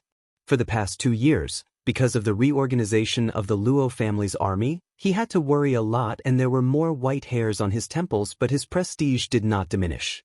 Perhaps it was because of his fighting spirit that he looked more like a general. He said, Ming Qi's tribute is about to begin. His Majesty wants you to return to the capital so that you can rush back before the tribute. Tribute in 100 years. A dynasty would have a tribute every 100 years, and the previous tribute of Ming Qi was almost exploited by the Qin country. At that time the late emperor relied on the Xie and Shen families to barely get through. Now other than the Qin country, even the great Liang court had come. If one were to say that the Qin country only made the Ming Qi fearful, then the great Liang court was enough to make the Ming Qi afraid. The great Liang was located in the south and the country was rich and powerful with a strong army and horses. Emperor Yonglu was a wise ruler and was different from the Ming Qi's chaotic court. The great Liang appointed people based on merit and there were more loyal people. If the great Liang had ambitions, it was only a matter of time before they annexed the Ming Qi. It was just that Emperor Yonglu did not have this intention for so many years. Of course, there was another possibility that Emperor Yonglu wanted to destroy the Qin country and Ming Qi at the same time to unify the world. The world that has been divided for a long time must be united for a long time, must be divided for a long time. The days of separation between the 3 kingdoms of Qin, Liang, and Qi would eventually be broken one day. It was just that one did not know when that day would come. It was obvious that Emperor Wenhui was not willing to see this day when he was alive. But after Xie Jingxing's death, Xie Ding no longer had any interest in politics. Only the remaining Shen family had their tiger tally seized and rushed to the Shaochun city. No one knew if Emperor Wenhui regretted it, but at the moment, Emperor Wenhui hoped that Shen Exan could support the situation. Especially when Shen Exan helped Luo Sui to reorganize the abandoned Luo family's army, one could see Shen Exan's outstanding ability to lead troops. Emperor Wenhui was expressing one meaning. Ming Qi needed Shen Exan. He would appear when needed, and silently retreat when not needed. Perhaps the Shen Exan of the past had such an awareness, but the Shen Exan who had been mercilessly treated by the royal family might not be so selfless. A scholar would die for his bosom friend. Could the imperial family of Ming Qi be considered as bosom friends? You should go back. Luo Sui said, Shen Exan, take back all the things that you have lost. Let them see what kind of person the Luo family's son-in-law and the Shen family's son is. Xin Miao jerked her head up. She had expected that Emperor Wenhui would summon Shen Exan back to the capital after 2 years and also expected that the situation in the Ding capital would have earth-shattering changes, but she did not expect that the usually old-fashioned and dignified Grand General Luo would actually say such treacherous words. She slightly opened her eyes, and when this look fell into Luo Sui's eyes, Luo Sui smiled and looked at her. Girl, you also think so. Am I right? Everyone's eyes in the hall landed on Shen Miao. Luo Lianying's and Luo Liantai's expressions slightly moved, but in the end they did not say anything. Shen Miao sighed in her heart. Her little bit of skills could not be hidden from Luo Sui, this kind of all-powerful veteran general. Luo Sui had a pair of eyes that had seen the world. Perhaps from the beginning, when the Luo family's army was reorganized, he had faintly guessed what she was planning. She was grateful for Luo Sui's trust and support. The feeling of having a family member behind her was really good. Shen Miao looked at Luo Sui and her lips curled up. Yes, maternal grandfather. Luo Sui laughed out loud. Luo Ling looked at Shen Miao and there seemed to be a slight smile floating in his eyes. Luo Sa's lips also pulled up. Luo Tan and Luo Qian looked at each other and had a somewhat puzzled look. Luo Shui Yan's and Shun Qiu's eyes were complicated. After leaving the Ding capital for 2 years, now, was it time to return? Take back the things that were lost? Military strength, momentum, reputation, and dignity. One must let them see what the real Shen family was like. A tiger would not become a dog just because it fell off the cliff. A dragon that swam in the water would one day soar to the 9 heavens. Shen Exen cupped his hands towards Luo Sui and said, "Listen to General's teachings." Chapter 445. The road from the Shaochun city to the Ding capital was long and trekking for thousands of li, thus it would take half a year to go back and forth. Shen Exen left on the 2nd day after receiving the imperial edict. Luo Ling and Luo Tan also accompanied them. Luo Ling was asked to go by Luo Sui. As the eldest grandson of the Luo family, Luo Ling would support the entire Luo family in the future. Luo Sui's intention was to let Luo Ling follow him to the Ding capital to gain experience and also to understand the current situation of Mingqi. Luo Sa had to stay in the Shaochun city to continue training the Luo family's army with the elders. Originally, Luo Tan and Luo Qian were not allowed to tag along. Who knew that Luo Tan would secretly climb onto the carriage and hide in the box at the back of the carriage? Only when they were halfway there did she suddenly pop out. At that time it was too late to chase her away, thus one could only send a message back and bring Luo Tan along to the Ding capital. Luo Tan was full of yearning for the Ding capital and repeatedly assured that she would not cause trouble before finally traveling with Shen Miao and entourage. Other than the front of the Shen family's army that he brought back, this time Shen Exen also brought a portion of the Luo family's army. This group of people were personally trained by Shen Xin and Shen Qiu and were the most elite people. If any of them were placed in other teams, they would be considered as a small leader. This group was trained by Shen Exen himself and followed him in the name of bodyguards. From the beginning of spring until late autumn, the green trees along the way had all turned into withered leaves, swaying with the wind and falling into the soil. When the entourage of people started to add clothes, they were just about to reach the Ding capital. The sky gradually darkened and the group of them rested in an inn outside the city. Shen Qiu said, "Tomorrow morning we will enter the city and find a residence to stay in." At the beginning when she left, the Shen family's residence was separated so naturally it was impossible to return to the Shen residence. Previously at the Luo family, Luo Shui Yan had told Luo Sui about the matter of splitting the family, so Luo Ling and Luo Tan were not surprised. Luo Tan rested her chin on her hand and said with a yearning expression, "Gu Fu, let's find a lively place to stay, okay? I have never been to the Ding capital before. It would be great if I could find a house where it would be lively the moment I step out." Luo Shui Yan smiled and said, "Originally, the eastern part of the city was the most lively, but we haven't been back there for 2 years. I don't know if it has changed." "Isn't that simple?" Luo Tan asked the waiter who was serving the dishes, "This young brother, do you know where is the most bustling place in the Ding capital?"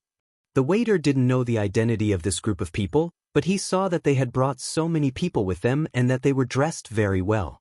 Especially the young lady sitting in the middle, she was young but had an outstanding bearing.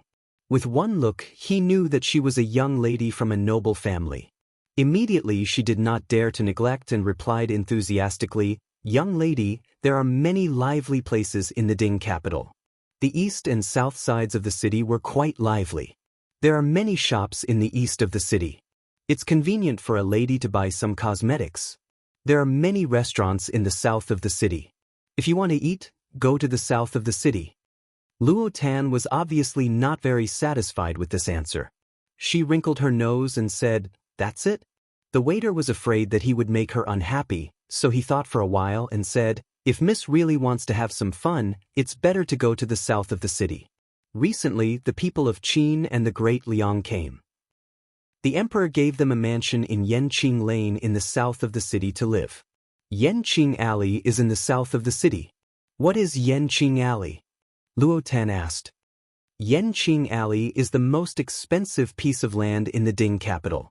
Shen Qiu explained, it is a good place that even the relatives of the imperial family would not be able to live in.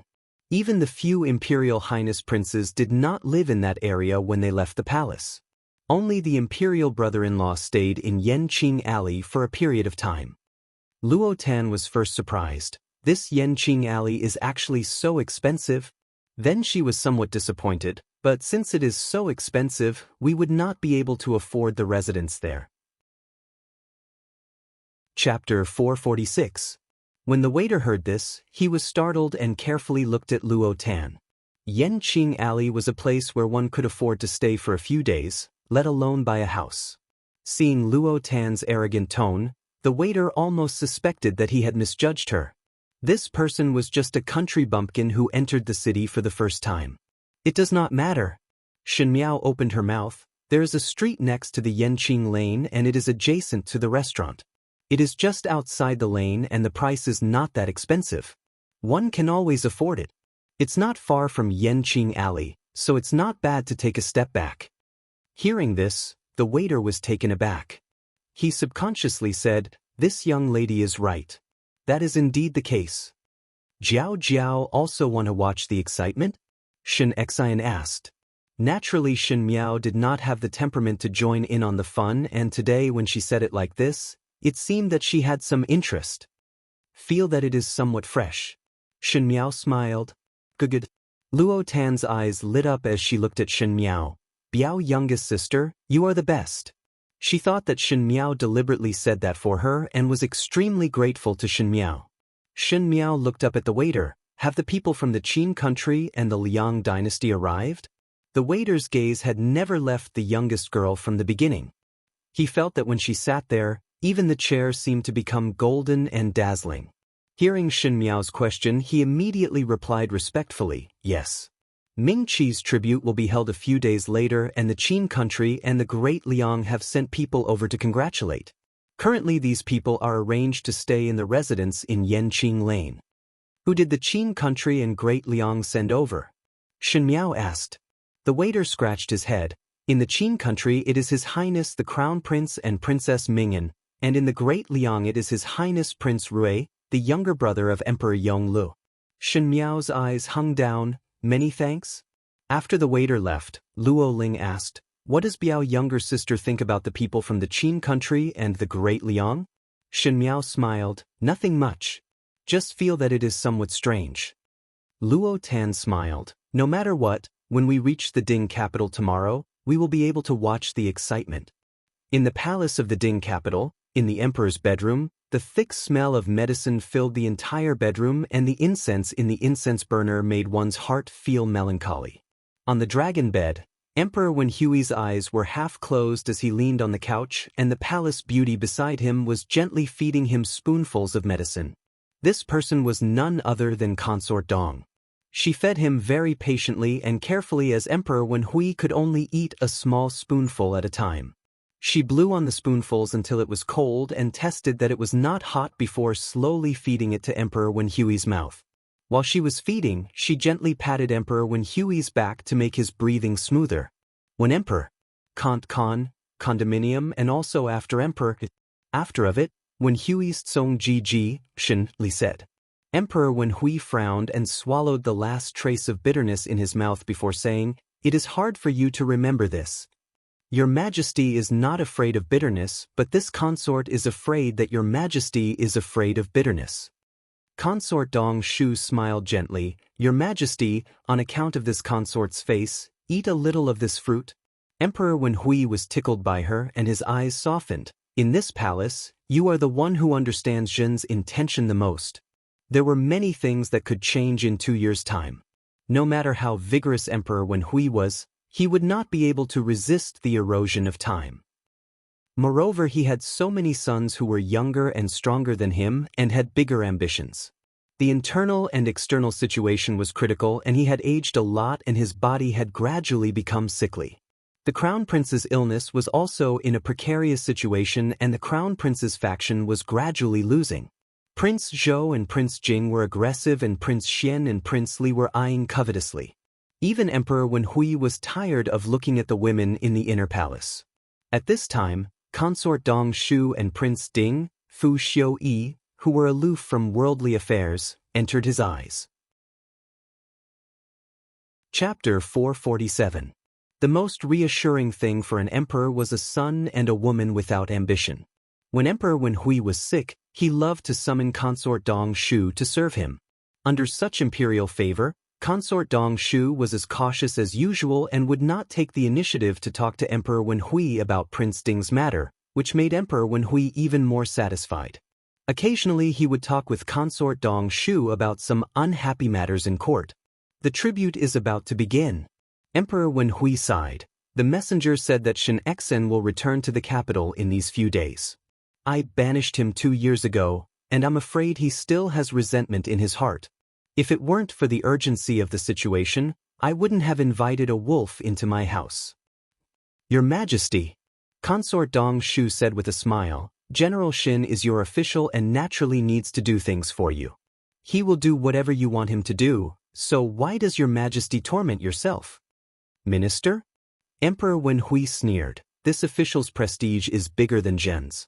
How can Zhen believe that he wants to be an official? It was the same for Xie Ding in the past, but he lost his son. Now that the Xie family is unable to withstand a single blow, we can't be bothered to exterminate them. The Shen family, after the tribute, was still. I can't help feeling uneasy. Consort Dong Shu no longer spoke. At this time, if she were to speak, there would be the possibility of the inner palace interfering in politics. Therefore, he lowered his head and did not say a word, only fiddling with the enamel bowl. In Consort Dong Shu's Shu Fang Palace, there was a person standing at the moment. That person was wearing a luxurious robe and had a cold elegance. It was Fu Xiuyi. Compared to 2 years ago, he seemed more mature and steady, with an indescribable style. Shen Xian is resting outside the city today and will enter the capital tomorrow morning. The guard in front of him bowed and said in a low voice to him. Fu Xiuyi gripped the cup in his hand tightly, and one did not know what he was thinking about. After a moment, he suddenly smiled. Gentleman Pei's divine foresight is indeed correct. Tomorrow at the capital? He said, pass down the order.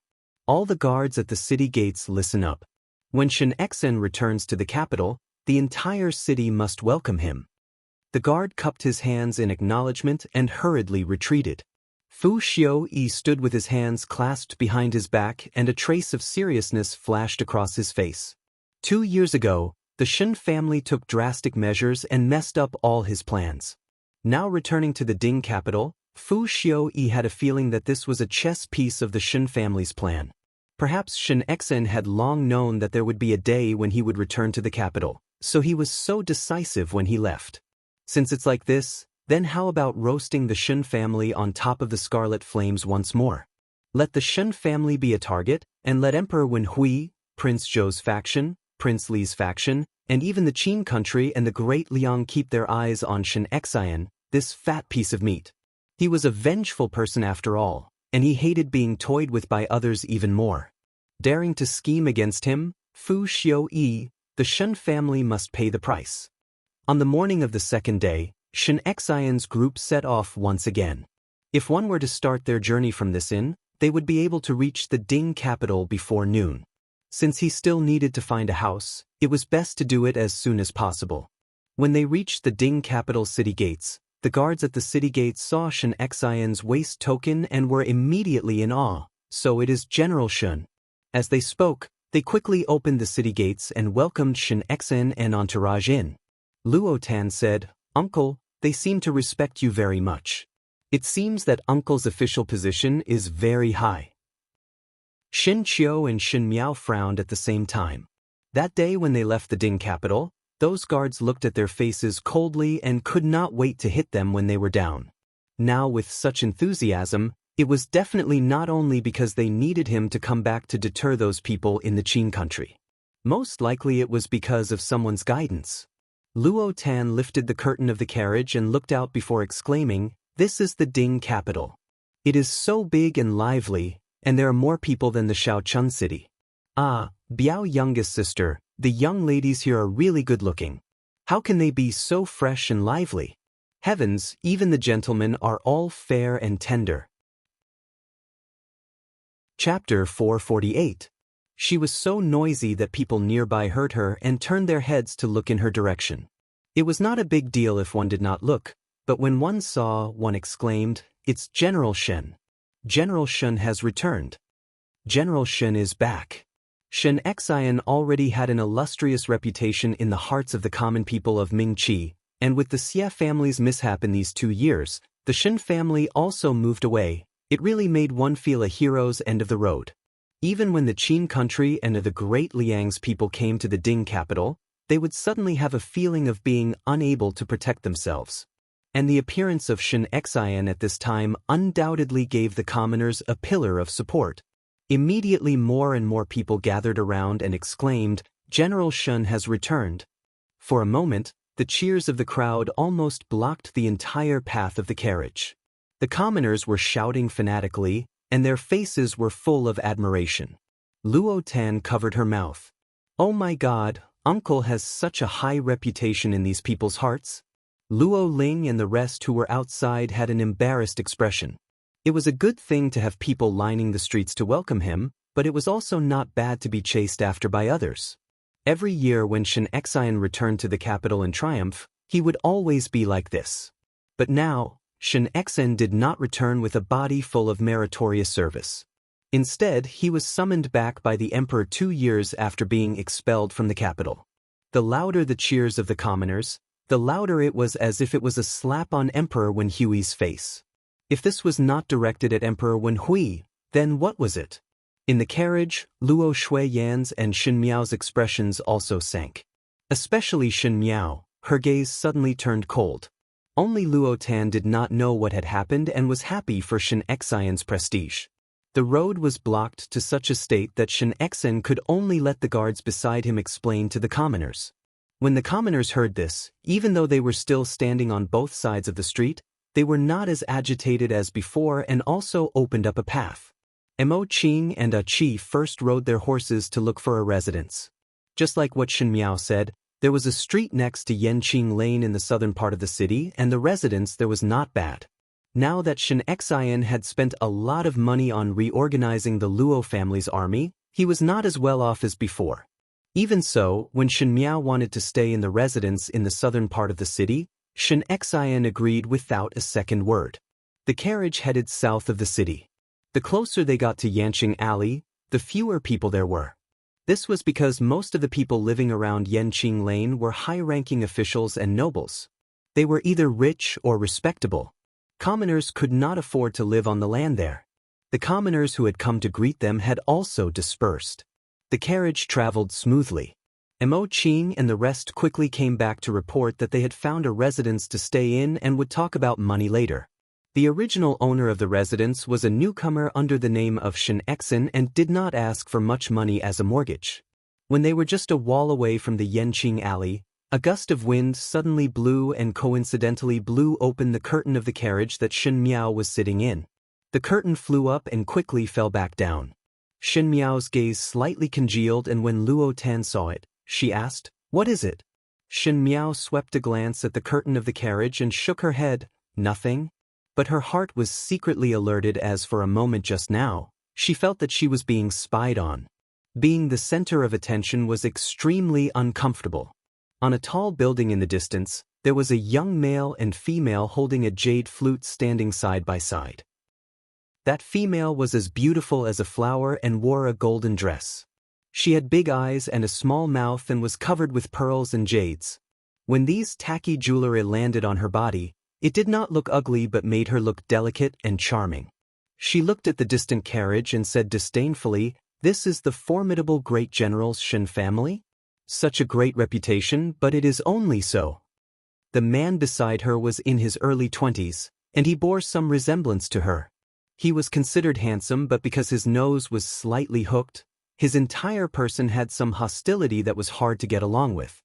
He smiled. To be able to make the imperial family of Ming-Chi afraid, it is not a simple thing. Chapter 449. Crown Prince older brother is joking again. That young female's brows slanted and she had a very arrogant look. In the beginning the Xie family of the residents of the Marquis of Lin and was also lawless, and until now they are like stray dogs. That Xie Jingxing did not even leave a complete corpse, so one cannot guarantee that the Shen family will be the second Xie family. The male smiled and did not continue the female's words. On the other side, someone was leaning on the building and the lush evergreen trees covered half of his figure, only revealing a corner of his golden robe. One hand was holding the teacup in front of him, and that hand was handsome and strong. There was a white jade ring on the middle finger, making the entire hand look like it was carved out of jade. Holding the teacup close to his mouth, one could see the beautiful chin. His thin lips were slightly red, and because of the tea, it was somewhat moist, but it was even more captivating. The corners of his lips slowly curled up. The residence that Mo Qing found was a street away from the Yanqing Lane, and after a turn, it was the busiest restaurant in the southern part of the city. There were endless shops and the location was very good. That owner was also very easy to talk to, and Luo Shuiyan and Shen Xian were straightforward people. The price that the owner offered was also fair, and they bought the land deeds that night and the residence changed owners. In the end, this end had just settled down when there was an imperial edict from the palace for Shen Xian to enter the palace to meet the emperor the next day. For Emperor Wen Hui to be so impatient, it was obvious that the situation had reached a critical point. After receiving the imperial edict, they were busy moving the things and it was already late. After dinner, they could finally settle down after such a long journey and everyone went to rest. Shen Miao and Luo Tan stayed in the adjacent courtyard. The residence here was not as spacious as the general residence, but it was considered clean and tidy with a unique design. It was just that Shen Xian and Shen Qiu were somewhat regretful that they could not train the soldiers in the courtyard. Luo Shuiyan and Luo Tan were extremely satisfied. Shen Miao did not care about these and naturally had no objections. In the end at night, Luo Tan slipped into Shen Miao's room to talk. Luo Tan wrapped herself in a cloak and sat on Shen Miao's couch. "Biao, youngest sister, I cannot sleep. Accompany me to talk." "What do you want to say?" Shen Miao let Jingzhe and the rest withdraw and cut the wick of the oil lamp. At this moment she was not in the mood to sleep and casually found a book to flip through on the table, but she did not read it seriously.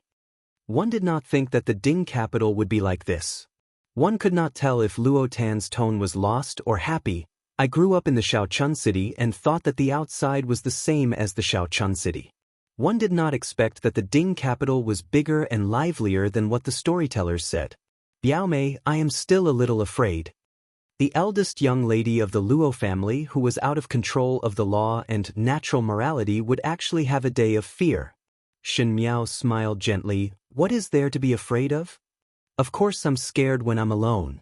Even though older brother Ling was also here, but this was after all not the familiar Shaochun city. "Biao, youngest sister, have you ever been this afraid? At that time Gugu and Gufu were in the northwest region and left you alone in the Ding capital. Were you not afraid?" "There's nothing to be afraid of," Shen Miao replied indifferently. It was not scary for her to stay in the Shen residence because in her eyes, the people in the Shen residence were all trustworthy relatives. One did not know why there was no fear, but like what Luo Tan said, she was afraid of being alone outside. Wasn't it the same when she was in the Qin country? Thinking of the Qin country, Shen Miao's eyes flashed and suddenly thought of what the waiter said today. The people from the Qin country and the great Liang had arrived. At this time in her previous life, she met the crown prince of the Qin country and the great Liang's people when they were paying tribute. At that time, the great Liang already had stupid ambitions, and the imperial family of the Ming-Chi had always been fearful. In order to keep the great Liang in check, the Ming-Chi and the Qin country had been probing each other until Fu Xiuyi ascended to the throne, and the Qin country and Ming-Chi formed an alliance, letting her, the Empress, go to the Qin country as a hostage. And the crown prince of the Qin country, Huang Fuhao, was a very vicious person, and one did not know why, but he always liked to go against her, and Princess Mingyan was so arrogant that it made one feel afraid. Her difficult and humiliating days in the Qin country were mostly because of these two siblings. Chapter 450. As for Prince Rui of the Great Liang, Shen Miao frowned. At the beginning, when Ming-Chi was paying tribute, the envoy that the Great Liang sent over was not this Prince Rui. Instead, it was another relative of the royal family. This Prince Rui's reputation had already spread far and wide. He was the younger brother of Emperor Yonglu, but he rarely appeared in the royal family and the outside world knew nothing about him. Shen Miao was the Empress of Ming-Chi in her past life and knew very little about this His Highness Prince Rui, thus Fu Xiuyi did not mention much about this person.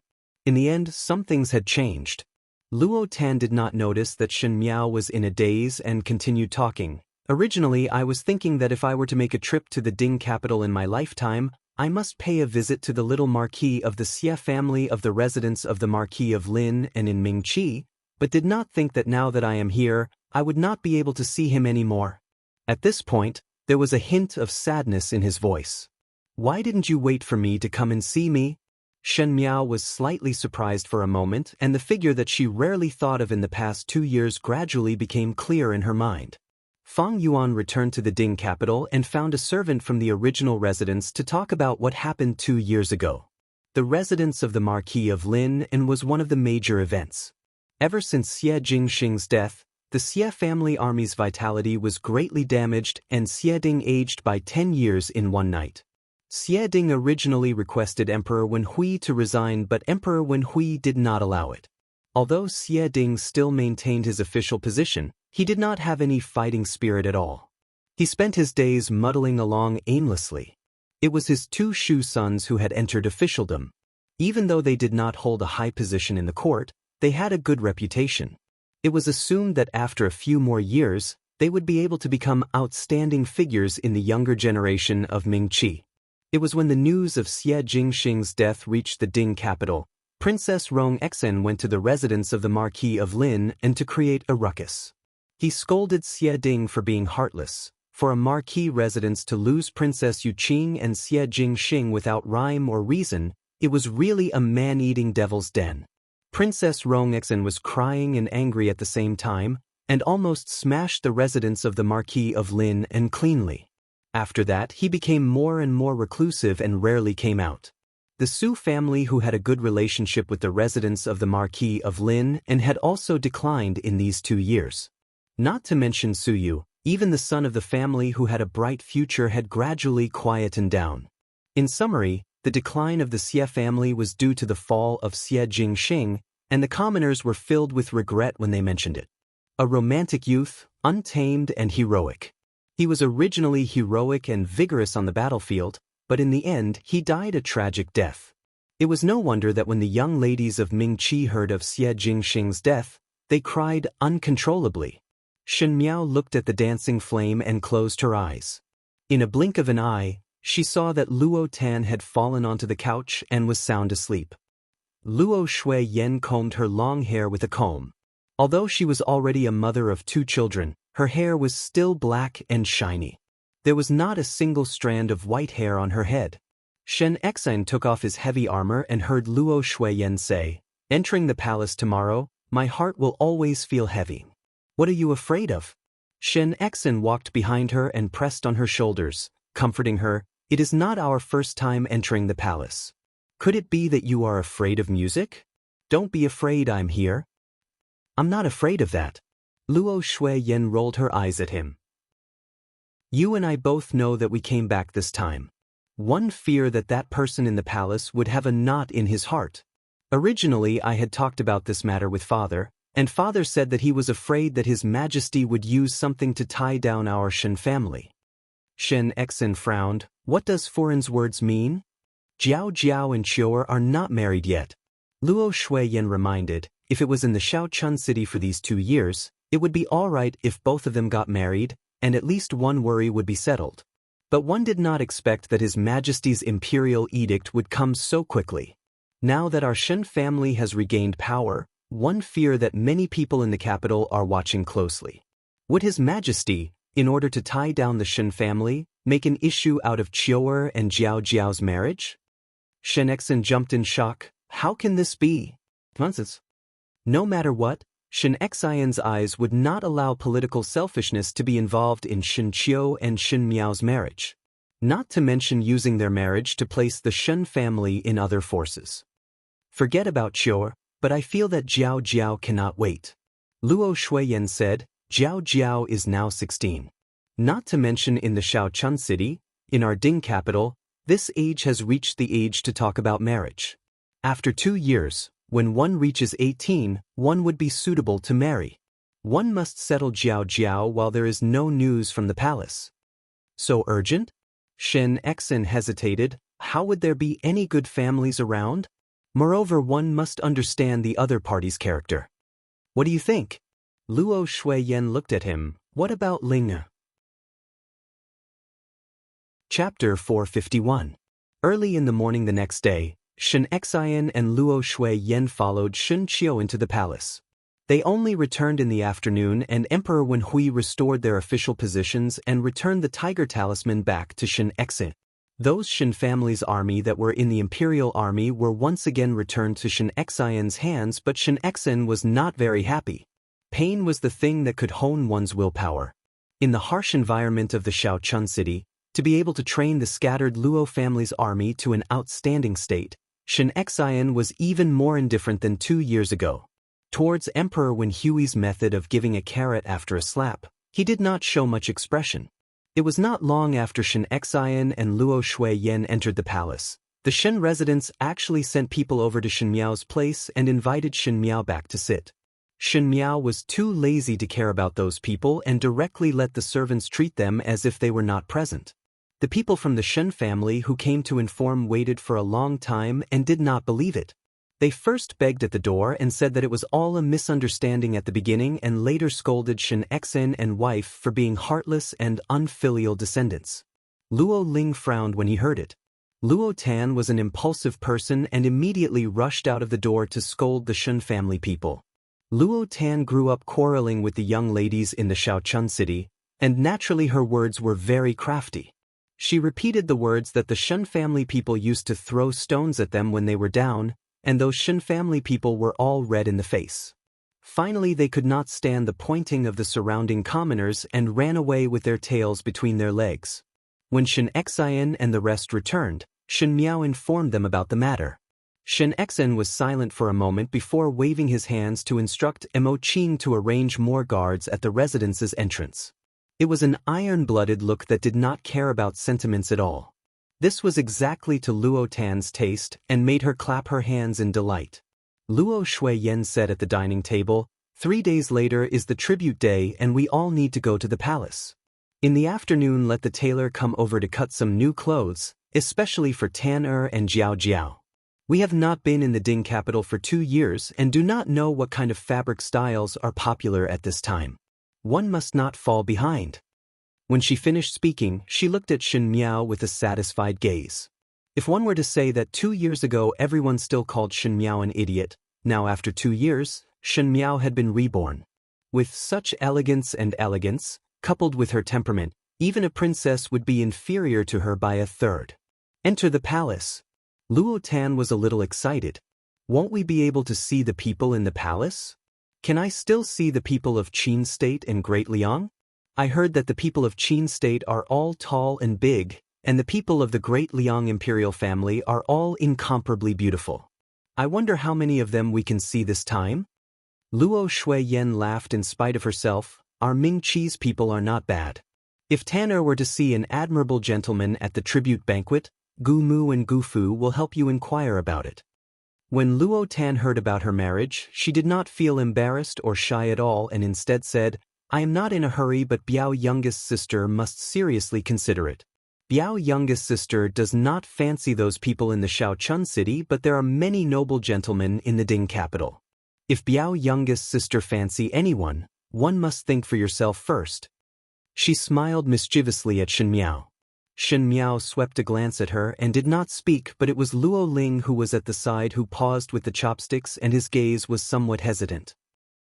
In the afternoon, there was indeed a tailor who came to make clothes for them. In order to win over Shen Exen, Emperor Wen Hui had rewarded Shen Exen quite a lot when he just returned from the palace. Among them, there were a few bolts of high-quality fabric that could be used to make clothes. Just as it was late autumn, Luo Shuiyen let the tailor measure and made a few pieces for each of the two young ladies. Even winter clothes were made. She also picked a lot of jewelry and let others send it over, to dress the two young ladies up beautifully. Actually, it was not Luo Shuiyan's intention to do this, as the tribute was a big matter. Ming Qi must show the richest side of the Qin country and the Great Liang. The civil and military officials would bring their wives and children, and everyone must dress luxuriously and not lose Ming Qi's face. Otherwise, they would be the sinner of the world. Chapter 452. Luo Ling would also go along. This time Shen Exen intended to find a job for Luo Ling in the Ministry of War, and it was considered as training his ability. Before that, naturally he would bring Luo Ling to familiarize himself with some of his colleagues, so that he would be able to help in the future.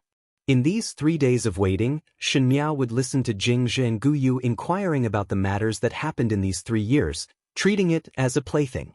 But what made her surprised was that the Feng Xian pawn shop in the capital closed not long after Shen Exen went to the Shaochun city.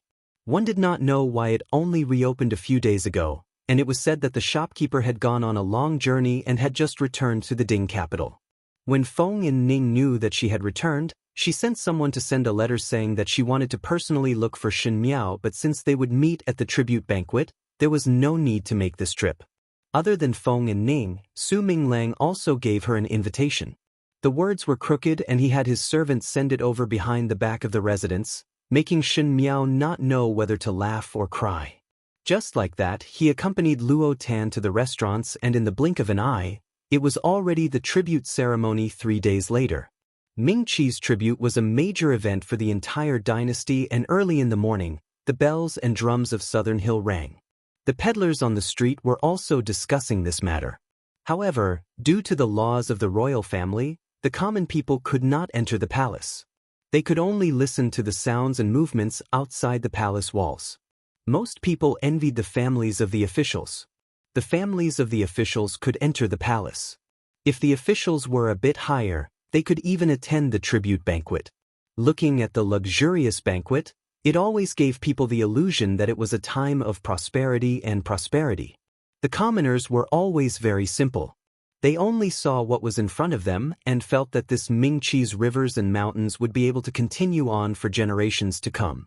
There were very few intelligent people who could see that the external enemies were not cleared and the internal troubles were intensifying.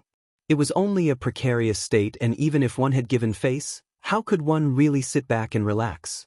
Shen Exen's carriage stopped at the gates of the palace, and there were already palace servants waiting outside to lead them in.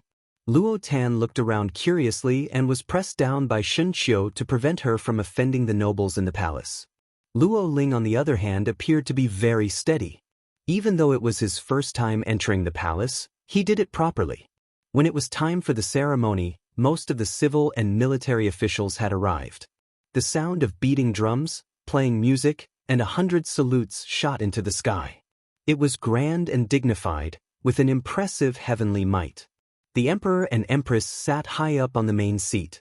Shen Miao looked up and saw that Emperor Wen Hui was wearing a dragon robe and had a dignified expression.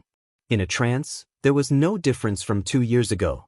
However, if one were to take a closer look, one would notice that he had to be supported by his eunuch as he walked. His footsteps were not as strong as before, and he had aged quite a bit. Fu Xiuyi followed the other princes and stood at the side. Now that his elegance was growing, he was extremely outstanding among the princes. He was the youngest one, and now that he was so handsome and slender, it caused many of the high-ranking female officials to secretly look over.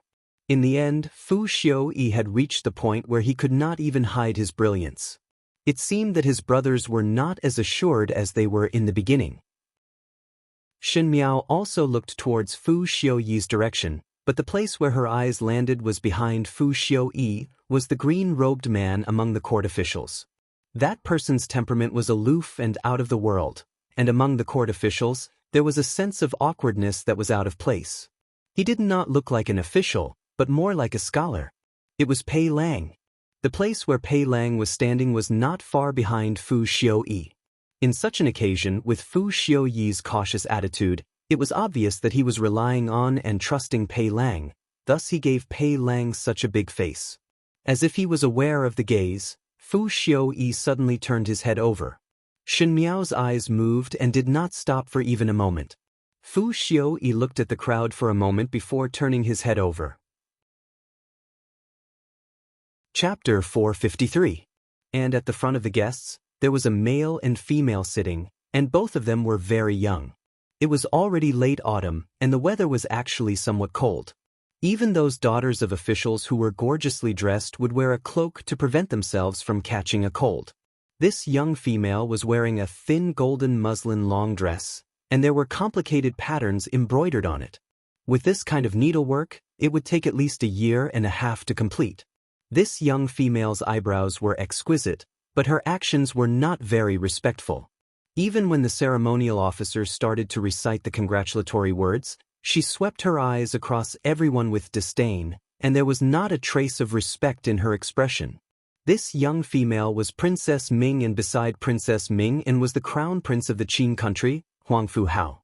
Huang Fu Hao was better than Princess Ming An, at least he was not as obvious as Princess Ming An's unbridled performance.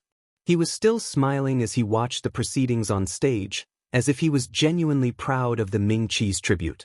It was just that under such a smiling tiger, it made one's heart turn cold.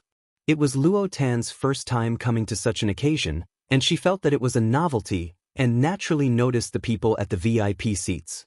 She thought about it and pulled the sleeves of an official's daughter beside her, and when no one was paying attention, she asked softly, "Why is there only the crown prince and princess of the Qin country? Where is His Highness Prince Rui of the Great Liang?" That young lady was caught off guard by Luo Tan, and almost jumped in shock. Even though she was somewhat displeased, she still answered Luo Tan's doubts with good upbringing. "His Highness Prince Rui of the Great Liang is not feeling well and did not come today." Luo Tan was suddenly enlightened and looked at Shin Miao at the side. Shin Miao was standing beside her, and naturally the conversation between Luo Tan and that young lady was heard by Shin Miao. Luo Tan said, "This His Highness Prince Rui's airs are really big. Is this not deliberately embarrassing the emperor?" During the Ming Qi's tribute ceremony, the Qin country and the Great Liang's people came to congratulate, but at the end Prince Rui was absent during the ceremony. Was this not a slap to the imperial family of the Ming Qi in front of everyone? Unfortunately, the imperial family of the Ming Qi dared not get angry, and not only that, they had to eat and drink well. There was no reason why, in this world, the strong were respected, and the Ming Qi would not dare to go against the Great Liang. The tribute ceremony lasted for 6 hours, starting from noon, when the sun was at its strongest, and only ended when it was almost evening. All the civil and military officials and their families could not leave. This was a long period of suffering. It was the same for the emperor and empress. The higher one's status was, the more attention they would receive, and the more they could not show fatigue. Even if Luo Tan was a military family's young lady, she would feel that she was lacking in strength even if she had martial arts skills. When she turned her head, she saw Shin Miao standing upright with both hands crossed in front of her, looking dignified and dignified. Luo Tan could not help but be slightly startled. She quietly asked, "Biao, youngest sister, are you not tired?" Shin Miao said, "Not tired." Luo Tan was amazed. The surrounding females were all in the dark using their wide sleeves or skirts to relax. Thus it was rare to see someone as honest as Shin Miao. Luo Tan originally wanted to persuade Shin Miao to secretly relax a little, but looking at her actions, she was unable to say it out. Luo Tan had always known that Shin Miao's bearing was hard to come by. It was just that she was not one to chew on words, thus she was unable to say what kind of feeling it was, but intuitively felt that Shin Miao looked different from the other young ladies in the Shaochun city. Now at this point, There was an illusion that the dignified bearing between heaven and earth was done by Shen Miao, and that was the correct posture. Even the Empress on the high seat was not as graceful as Shen Miao at this moment. It was already rare for a 16-year-old young female to have such a graceful posture. Not only Luo Tan noticed this, it seemed that some of the noble family's young masters were gradually attracted by Shen Miao. In a group of dispirited noble females, Shen Miao was simply too eye-catching. When Luo Ling saw this, he slightly frowned and quietly moved his body to the side, covering Shen Miao by his side, isolating those slightly presumptuous gazes. Chapter 454. When Luo Shui Yen saw it, she smiled in relief. Shen Miao was completely undecided. Luo Tan winked at Luo Ling, and Luo Ling's cheeks were slightly red as he turned his head away as if nothing had happened. After the 6 hours of offering ceremony was completed, it was time to start the banquet with the Emperor and Empress. Tomorrow's tribute banquet would naturally be a celebration of peace and prosperity, to let the Qin country and the great Liang people see how rich the Ming Qi was. Shen Miao and Luo Tan had just walked a few steps towards the hall of the palace banquet when someone patted her shoulder. Shen Miao turned around and saw a familiar face. "Hey, just now I saw you early in the morning, but we were too far apart and could not come over." "Shen Miao, long time no see." Feng and Ning hugged Shen Miao back and was full of enthusiasm. Compared to 2 years ago, Feng and Ning looked even more beautiful, and the immaturity of a young female was undoubtedly exposed. She had a 100-flower bun and wore a pomegranate red long dress, looking graceful and graceful. She let go of her hands and looked at Shen Miao with dissatisfaction. "Why are you not surprised at all when you see me?" Not waiting for Shen Miao to reply, she continued speaking. "Never mind. You have such a temperament and I forgive you. But..." She looked up and down at Shen Miao. "Not seen for 2 years, how did you become so good-looking? Could it be that the Shaochun city's water and soil are so nourishing? Why is it that you look like a different person from before?" Today Shen Miao was also instructed by Luo Shui Yen to dress up properly. She was wearing a purple crescent moon phoenix tail dress, and the outer garment was embroidered with big lilacs. Her hair was combed into a cloud bun, and there was a jade begonia hairpin on it, and her earrings were small pearls. Her facial features were delicate and pretty, but her bearing was breathtaking. As she stood there quietly, there was a gentle and dignified air about her. Her pair of eyes were as clear and black as a newborn deer, causing many young males to frequently turn their heads to look at her. This female's appearance was good and had an extraordinary bearing, which was the icing on the cake, making it difficult for one to forget. Luo Tan had been standing beside Shen Miao and looking curiously at Feng and Ning. Feng and Ning finally noticed her and asked, "Who is this?" "My Biao older sister Luo Tan." Shen Miao said, "This is Feng, young lady Feng and Ning." Luo Tan greeted Feng and Ning. Feng and Ning had a fiery temperament, and Luo Tan was straightforward and lively. Both of them hit it off at first sight and quarreled until Shen Miao's ears hurt. When it was time to take a seat, Feng and Ning greeted Feng foreign and slipped over to Shen Miao's side to sit down, so that it would be more convenient to talk to Shen Miao. Previously, during the ceremony, they had to stand according to their official positions, but now that it was time for the banquet, they could sit as they pleased. Shen Xian had just returned to the Ding capital and did not have any particularly good colleagues, so he casually found a position. But now that he was invited back by Emperor Wenhui, the surrounding colleagues naturally did not dare to neglect him and spoke respectfully. Feng and Ning whispered to Shen Miao's ears, "Tisk, these fence-sitters. Initially when General Shen left the city, why did they not welcome him? Now they are doing intimate actions and putting on airs." Shen Miao gently smiled and declined to comment. One heard Feng and Ning speaking again. "Look, your Tangjia also came." Shen Miao was startled for a moment and raised her eyes to look at the direction that Feng and Ning was pointing at, and just happened to meet the other party's gaze. After 2 years, she finally saw Xin Yu again. Ever since Xin Gui's incident, his position in the court had plummeted. He originally relied on all sides to climb up, and after Xin Yuan was beheaded, the courtiers saw him as a plague and could not wait to avoid him. Shen Gui himself did not have any ability and was getting more and more destitute every day, so he did not have the opportunity to come to such an occasion. It was Shen Wan's entire family that came. Most likely Shen Wan's career was going smoothly, as at this moment he was toasting with people with a face full of smiles. Chen Roqiu was sitting beside him and talking to her Furin with a smile, looking as satisfied as 2 years ago. Time had passed and was not as lively as before. Thinking that the second household did not have a son, old Shen Furin had also put a lot of pressure on the third household, and Shen Roqiu had to bear the pressure of old Shen Furin to give Shen Wan more branches and leaves, thus it was not easy for her. Chapter 455. The one who was looking at Shen Miao was Shen Yu. Shen Yu, Yi Pei Lan, Bai Wei and Jiang Shaoxian were sitting together and their eyes were staring at her. Even though they were far apart, Shen Miao could still taste the resentment in Shen Yu's eyes. Shen Yu was wearing a smoky pink pleated dress and had her hair combed into a crown. She was now 18 years old and had a delicate and refined appearance, but her looks were pleasing. But Shen Miao's eyes paused on the bracelet on her wrist and glanced at the agate silver hairpin on her head before her lips hooked up. With Shen Yu's love of being in the limelight and fear of missing every opportunity to show herself, she was still using jewelry from 2 years ago. This could only mean that the current third household's money was not that loose.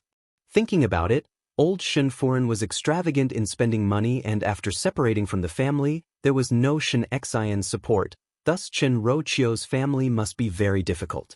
In addition to Shen Wan's official career, the amount of money that Shen Yu could control would be a lot less. No matter how noble one was from a scholarly family, one still had to live. Without money, how could one be tough? Actually, with Shen Yu's good looks, it was not difficult to marry an official's young master.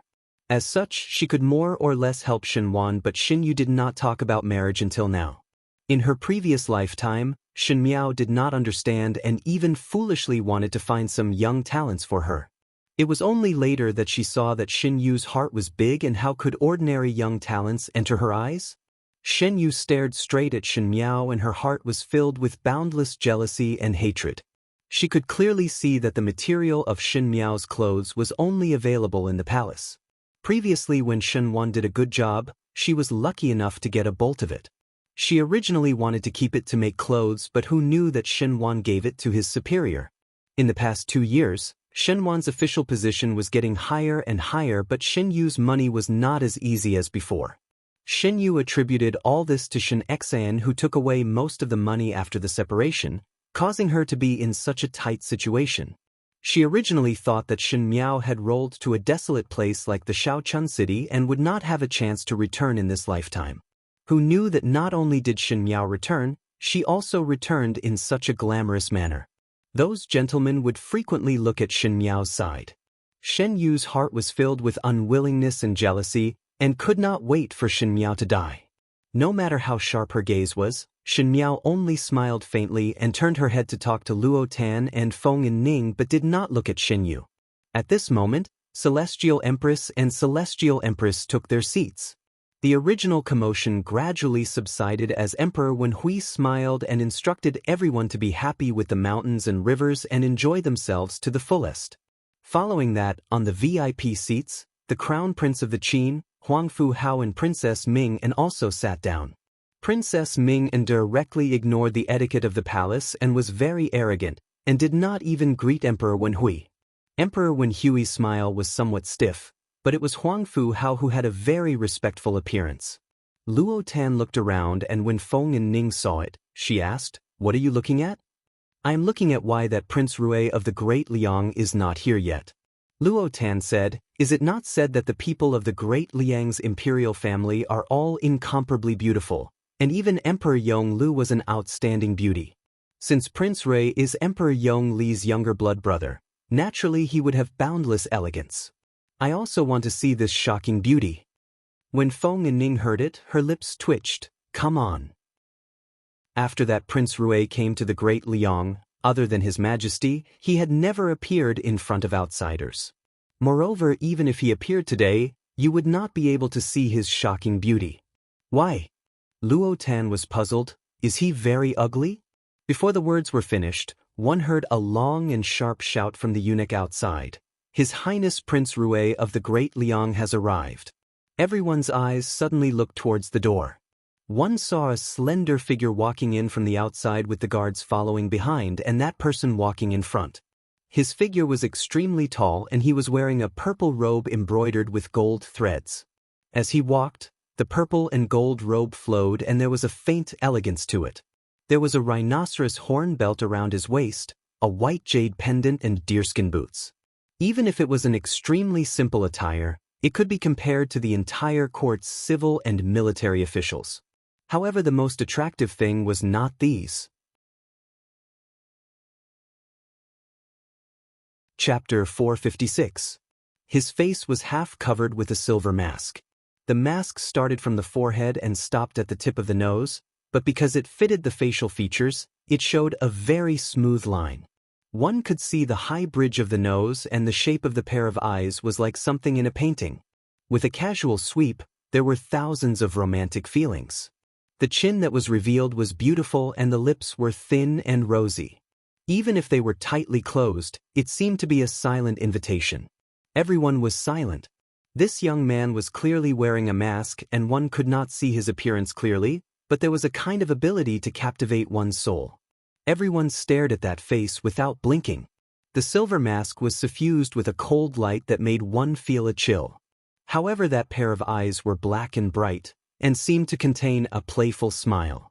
It was somewhat frivolous and somewhat indifferent, making one unable to differentiate if it was warm or cold. This was a person that was able to attract everyone's attention, a youth that was as bright as the sun. He sat down on the VIP seat and his every move was elegant and noble. In contrast, Huang Fu Hao, who had good etiquette, was actually rude like a boorish person. And Princess Mingyan, who was beside Huang Fu Hao, was already somewhat silly looking at him. Emperor Wen Hui laughed out loud and looked at Prince Rui. Is Prince Rui not feeling well today? Why did you come to the tribute banquet and make Zhen and the other ministers surprised? Prince Rui nodded his head at Emperor Wen Hui and his attitude was somewhat casual and lazy, suddenly had the mood and came. His voice was very pleasant to listen to and had a bit of magnetism that all the seated daughters slightly blushed upon hearing it. But these words were extremely rude and presumptuous. Ming Qi's tribute banquet was a big event, but in Prince Rui's mouth, it was like an ordinary family's banquet that one could come and go as one wished. It was really somewhat condescending. The Ming Qi's officials dared to be angry but did not dare to speak. Emperor Wen Hui did not dare to say anything, so what else could they do? This Prince Rui of the Great Liang had the same style of doing things as Emperor Yongle. It was extremely presumptuous, but there was a kind of oppressive pressure. Emperor Wen Hui really did not pursue the matter and let the officials continue to eat and drink, obviously intending to let the matter pass.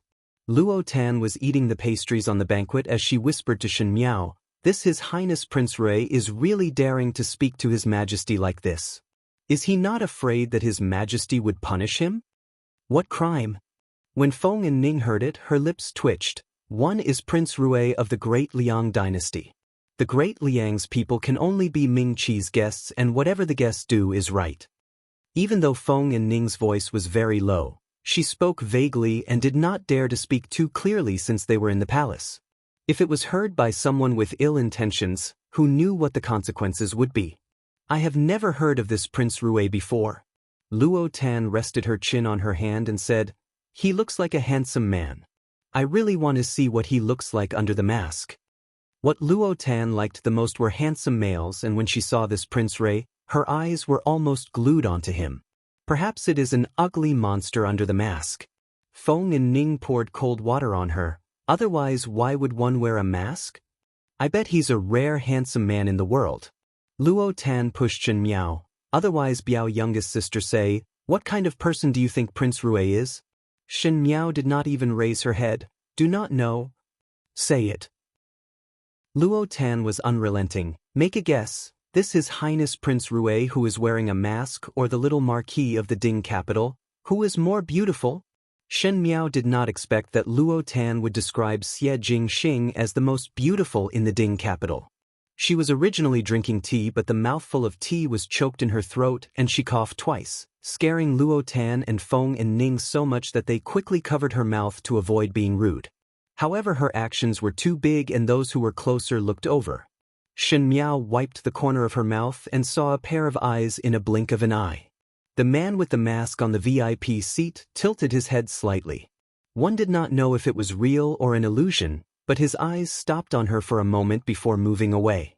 His eyes were very playful. Chapter 457. The tribute banquet was naturally filled with wine and everyone exchanged toasts with one another. And suddenly there was an appearance of prosperity and peace. It was just that at the VIP banquet, Emperor Wenhui and the Crown Prince of the Qin, Huangfu Hao, had some fear in their conversation, and when it fell into the eyes of the observant people, naturally they were well aware of it. In the Qin country, Great Liang and Ming Qi. Ming Qi was the weakest, the Qin country was second, and the Great Liang was the strongest. And that Emperor Yong Li's valiant style made the Qin country and Ming Qi fearful, thus they were very respectful towards this Prince Rui from the Great Liang. As for Huangfu Hao, when he was talking to Prince Rui, there were many probing sounds in his words. Most of the female guests had their eyes glued onto this Prince Rui, and every move and action was pleasing to the eye because of this reason. In fact, there was no lack of outstanding looks in the Ming Qi's males, for example Fu Xiu-yi, but in front of this Prince Rui, they lacked the unique elegance and nobility and seemed somewhat clumsy. Even though Luo Tan also loved beauties, she had a quick temper and very quickly her attention was attracted by the delicacies. She tasted this, tasted that, and was very happy. Because the tribute banquet did not differentiate between males and females, the entire official family sat together. Luo Ling also sat close to Shen Miao, and when he saw that Shen Miao was not eating, he placed a piece of snowflake cake in front of Shen Miao's hands and said warmly, "Biao younger sister should also eat something else, one would not have the strength to return." Shen Qiu originally wanted to give Shen Miao a piece, but Luo Ling had already beaten him to it, and did not know where to place the snowflake cake in his chopsticks. His bowl was already full, moreover why would a grown man eat snowflake cake? After thinking about it, he placed it in front of Feng and Ning, who was the closest to Shen Miao. Feng and Ning was overwhelmed by the favor, and after giving her thanks, she did not eat and just stared blankly at the snowflake cake. But just at this moment, one heard Huangfu Hao suddenly speaking. Ben Gong heard that the formidable great general, General Shen, had returned to the capital a few days ago. Ben Gong had always heard of the formidable great general's name, but do not know if there is the honor to meet him today. When the words were said, the lively banquet suddenly quietened down. The Crown Prince of the Qin wanted to meet Shen Xian? What did that mean? Shen Xian and the Crown Prince of the Qin were not related at all, but now one of them was the great general that Emperor Wenhui had just recalled back to the Ding capital, and the other was the Crown Prince of the Qin country, thus their identities were very sensitive. Everyone involuntarily looked at Emperor Wenhui's expression. Emperor Wenhui's smile did not change, as if this was a very small request before looking at Shen Xian, official Shen. Shen Xian quickly stood up and bowed to Huangfu Hao. "This general greets your highness the Crown Prince." Huangfu Hao smiled. "I have long heard that General Shen is brave and invincible, that even the scattered troops at the borders can form a new formation." That day when the Shen family army returned to the capital, the commoners lined the streets and cheered. He gave a long sigh. "If our great Qin also have such a talented general, then we would not have to worry for 100 years. Emperor Wenhui's pupils shrunk unnoticeably, and the expressions of the ministers at the banquet changed as they looked at Shen Xian with complicated gazes. He said that Shen Xian could form a formation even if the army was scattered at the border. On the surface, he was praising Shen Xian's outstanding talent, but he was implicitly mentioning Shen Xian's danger. The tallest tree in the forest would be destroyed by the wind. This was a logic that existed since ancient times. And for the commoners to have such a high voice, for a general who was expelled from the capital by the emperor, it meant that in front of the imperial family and Shen Xian, the commoners were on Shen Xian's side. No imperial family would tolerate a subordinate whose voice was higher than their own. As for the last sentence, it really pushed Shen Xian to the teeth of the storm. Huang Fu Hao was trying to dig Shen Xian over in front of Emperor Wen Hui. No matter how the ministers of Ming Qi had ulterior motives, in the face of a foreign enemy, they would be united against them. The gaze that they used to look at Shen Xian was like looking at a general who had committed treason. Chapter 458. Shen Miao's eyes slightly sunk as she stared coldly at Huang Fu Hao. Huang Fu Hao was a person who liked to see others in a difficult position, as if the imperial family of the Qin country had the word vicious in their blood. Shen Xian and the Qin country did not have any antagonism, but Huang Fu Hao still refused to let them go. Perhaps this was a destined enmity. Before Emperor Wen Hui could speak, he heard a chuckle. Everyone looked towards the direction of the voice and saw Prince Rui, who was sitting at the VIP seats, put down the wine cup in his hands and looked at Huang Fu Hao. His voice was low and pleasant to listen to, with a kind of lazy drunkenness, almost with a bit of bewitching color, but his words were impolite. He said, "Since Brother Huang Fu loves General Shen so much, one can request from His Majesty. His Majesty is generous and would not disagree." It was obviously pushing the boat with the current, but when it fell into everyone's ears, it had 1,000 different meanings. How would Huang Fu Hao really want Shen Xian?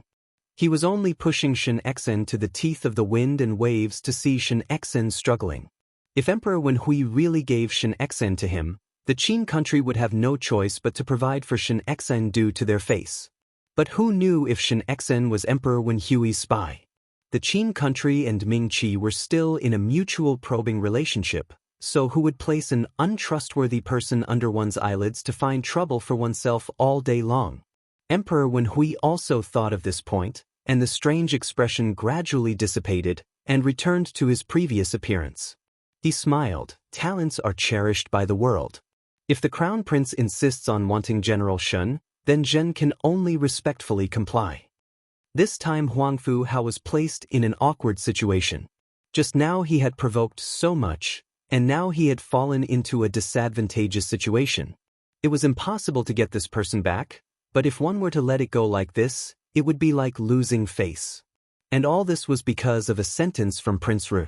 Huang Fu Hao looked fiercely at that masked man, as if he wanted to carve that person into his eyes. Princess Ming'an and Huang Fu Hao were together, and seeing that Huang Fu Hao was in a difficult situation, naturally she wanted to help him out. It was just that firstly Prince Rui had unlimited elegance, and she was not willing to become enemies with him, and secondly she could not afford to offend the great Liang people. She vented all her anger on the Shen family. Looking at Shen Xian, she suddenly laughed. Her voice was thin and sweet, but because of her current attitude, it seemed a bit sharp. She said, "How would General Shen dare to take back such a great general? With such bravery, Bengong and Crown Prince older brother would have a headache. Why don't we take back the young miss of the Shen family? I heard that the young miss of the Shen family is the apple of General Shen's eye and is a beauty. I wonder if our great Qin will have this fortune?" Luo Tan and Feng and Ning suddenly grabbed Shen Miao's hands and became vigilant. Luo Ling and Shen Qing's expressions slightly changed, Shen Qiu's and Luo Shuiyan's expressions sank, and Shen Xian suddenly looked at Princess Ming'an. As for Shen Miao, she lowered her head and looked at the teacup in front of her, as if she did not hear Princess Ming'an's words. She watched as the tea leaves in the teacup swirled around and slowly sank to the bottom of the tea. A general of a country couldn't be easily taken away, but it was easy to take away a minister's daughter. If one wanted to have a good relationship with the Qin country, marrying over a princess or a minister's daughter was a common thing in the past. It was just that no one was willing to marry to a foreign country, not to mention that after marrying over, there would be no father or older brother to help, and even if one were to suffer grievances, one could only swallow it. Shen Xian smiled. "My daughter is mischievous and cannot afford the princess love." There was no trace of politeness in his words. Emperor Wen Hui's eyes were deep, but he did not intend to speak out to help. Shen Xian had such a straightforward temperament, and once it was related to Shen Miao, his attitude would be incomparably tough. Chapter 459. When Xin Yu saw the situation, there was a flash of gloating in her eyes. She really wished that she could marry Shen Miao to the Qin country, and it would be best to marry an old man as a concubine and torture her to death in a foreign country. That Princess Ming-en did not think that Shen Xen would reject her without giving her any face, and there was a look of displeasure on her face. Because when she answered, Shen Xian's matter had already passed, and Huang Fu Hao did not have any reason to continue, and was too lazy to speak. He sat at the side leisurely drinking his wine, and coldly looked at Princess Ming-en making things difficult for the Shen family. Princess Ming-en said, "One cannot say it like that. Everyone knows that the young lady of the Shen family's army has both ability and integrity.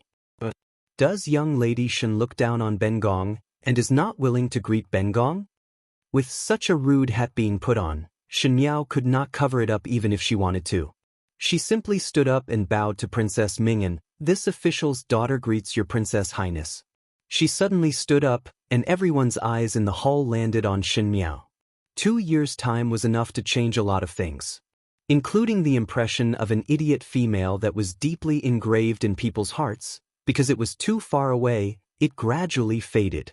When the young female in front stood up, she was like a different person from the memory. The light purple dress made her skin even more translucent like jade. After staying in a place like the Shaochun city for 2 years, the sandstorms did not even grind her down a bit, but instead the noble air around her became more obvious. Her facial features were as delicate as a painting, which made one's heart feel comfortable, but there was a faint majesty in her gestures. Gentleness and firmness were strangely blended on her, and there was a kind of grace and dignity. Even the Empress by the Emperor's side did not seem to have such a natural bearing. Princess Ming-en's brows wrinkled. She did not expect that Shen Miao would have such good looks and bearing, and she had long known of Shen Miao's name as an idiot. Bringing Shen Miao out was nothing more than to embarrass the Shen family, and did not think that at this moment it would be lifting a rock to smash one's own feet. But the reason why Princess Ming-en was Princess Ming-en was that she had some capital to be arrogant. She immediately raised her eyebrows, and looked at Shen Miao up and down, as if she was sizing up goods, and said, "Young Lady Shen has the countenance of a flower and the moon, and is indeed an outstanding beauty. No wonder General Shen wanted to hide young lady like a pearl in his palm. With such good looks, I wonder which family will be fortunate enough to marry young miss into their mansion in the future?" These words were a little overboard, and Shen Xen immediately glared at him. Although he had to take into consideration the other party's identity, he could not tolerate his own daughter being spoken to like this in public. Just as she was about to speak, that Princess Ming-en diverted the topic. "One think that young Lady Shen is also talented?" As soon as these words came out, the expressions of everyone in the hall became very interesting. Yi Pei Lan and the rest were trying their best to hold back their laughter. What talent did Shen Miao have? That was something everyone was well aware of. In these 2 years, he went to the Shaochun city again. The Shaochun city was a borderland with many martial artists, and one fear that they were even more vulgar. Shen Miao's eyes slightly drooped. This official's daughter's talent is shallow. The princess is overpraising. "Miss Shen, you don't have to be modest." Princess Ming-en smiled innocently. Speaking of which, when Ben Gong was still in the Qin country, one had heard that a few years ago young Lady Shen obtained first rank in the Ming Qi's academy examinations. When Ben Gong heard it, one was extremely moved. Now seeing young Lady Shen again, one recalled this old matter. Shen Miao lowered her head and did not speak. Luo Shui-yen and Shen Qiu, however, were anxious in their hearts. At this moment, if one still could not see that Princess Ming-en was deliberately finding fault and deliberately targeting Shen Miao, then one would be blind. With that said, everyone recalled the Chrysanthemum Banquet's academy examinations, where Shen Miao and Kai Lin competed in archery, and the 3 arrows made Kai Lin speechless, and he ended up in a sorry state. It was also at that time that Shen Miao, who was completely different from the past, appeared in front of everyone for the first time. Chapter 460. Coincidentally, Kai Darren and Kai Lin were present at the tribute banquet, and Kai Lin's face immediately turned red. Now that Kai Lin was 2 years older, he had matured a lot as compared to the domineering one. That little grudge with Shen Miao had long been thrown to the back of one's mind with time, and because he was no longer infatuated with Xinyu, it could be said that the grudge was resolved with a smile, but one did not expect that the old matter would be brought up in front of so many people, making him extremely embarrassed. It was not only Kai Lin who was thinking about the old matter. In the corner of the tribute banquet, the Marquis of Lin and Xie Ding and his two sons were sitting. The current Marquis of Lin and was getting older, and no longer had the high and vigorous spirit of the past. Even in such an occasion, he only wanted to find a quiet corner. When the matter of the academy examinations was suddenly mentioned, he remembered that Xie Jingxing was also there, and unexpectedly went up to the stage and defeated Xie Chongwu and Xie Chongchao. At that time when he returned to the residence, he angrily reprimanded Xie Jingxing, but in his heart he was proud of Xie Jingxing thinking of the old matters. It was even more difficult to bear. Xie Ding revealed a dejected expression, but it was seen by Xie Chongwu and Xie Chongchao, who were beside him, and a trace of darkness flashed in their eyes. Princess Mingyan continued to speak. Today Bengong also have the interest to compete with young Lady Shen. Why not compete in archery? Just treat it as a game. These words were said abruptly and strangely. Emperor Wenhui was the first to laugh. Young Lady Shen is a delicate young lady. How could she know such a thing like archery? Your Majesty does not know. Princess Mingyan smiled. At that time young Lady Shen's grace was something that even the great Qin had heard of. It is said that a tiger father does not have a dog daughter. General Shen is so valiant, so young Lady Shen must be an extraordinary female. Moreover, young Lady Shen is a delicate female, so is Bengong not a female? Or is it that your Majesty feels that my great Qin is not worthy to be on par with the Mingqi? Princess Mingyan looked delicate and beautiful, but her words were very vicious. In one sentence she brought out the entire Mingqi. If one did not compete, it meant that the Mingqi did not look at the great Qin. At this time, how could Emperor Wenhui let the great Qin and the Mingqi have a rift? He immediately looked at Shen Miao and said in a seemingly gentle manner, "What does young Lady Shen think?" Shen Exine clenched his fists as he really wanted to help Shen Miao reject this rude request. But if one were to reject it, it would only give Princess Mingyan more justifiable leverage. It was Shen Miao who glanced at Princess Mingyan and lowered her head. This official's daughter dare not disobey the princess instructions. Did not dare to disobey. At the end it was still expressing one's unwillingness, as if Princess Mingyan was bullying others. Princess Mingyan also heard the meaning in Shen Miao's words and her face sank. She then thought of something and giggled. She said, "I heard that during the academy examinations, young Lady Shen and that opponent used the method of betting their lives to compete. Today we will also use the method of betting our lives to compete, all right?" Shen Exen did not wait for Shen Miao to finish and flatly refused. His face was cold and he did not care about Emperor Wenhui's expression as he looked at Princess Mingyan and said word by word, "Since your Princess Highness said it is a game, then just treat it as a game. Why must one implicate one's life? Moreover, the tribute banquet is a joyous occasion. It is better not to see swords and sabers at the banquet." When Luo Shuiyen saw Shen Exen speaking, she could not help but grip the teacup in front of her tightly. At that time they did not know about the matter of Shen Miao betting her life with Kai Lin during the academy examinations, and when they returned to the capital to know about it, their hearts palpitated endlessly.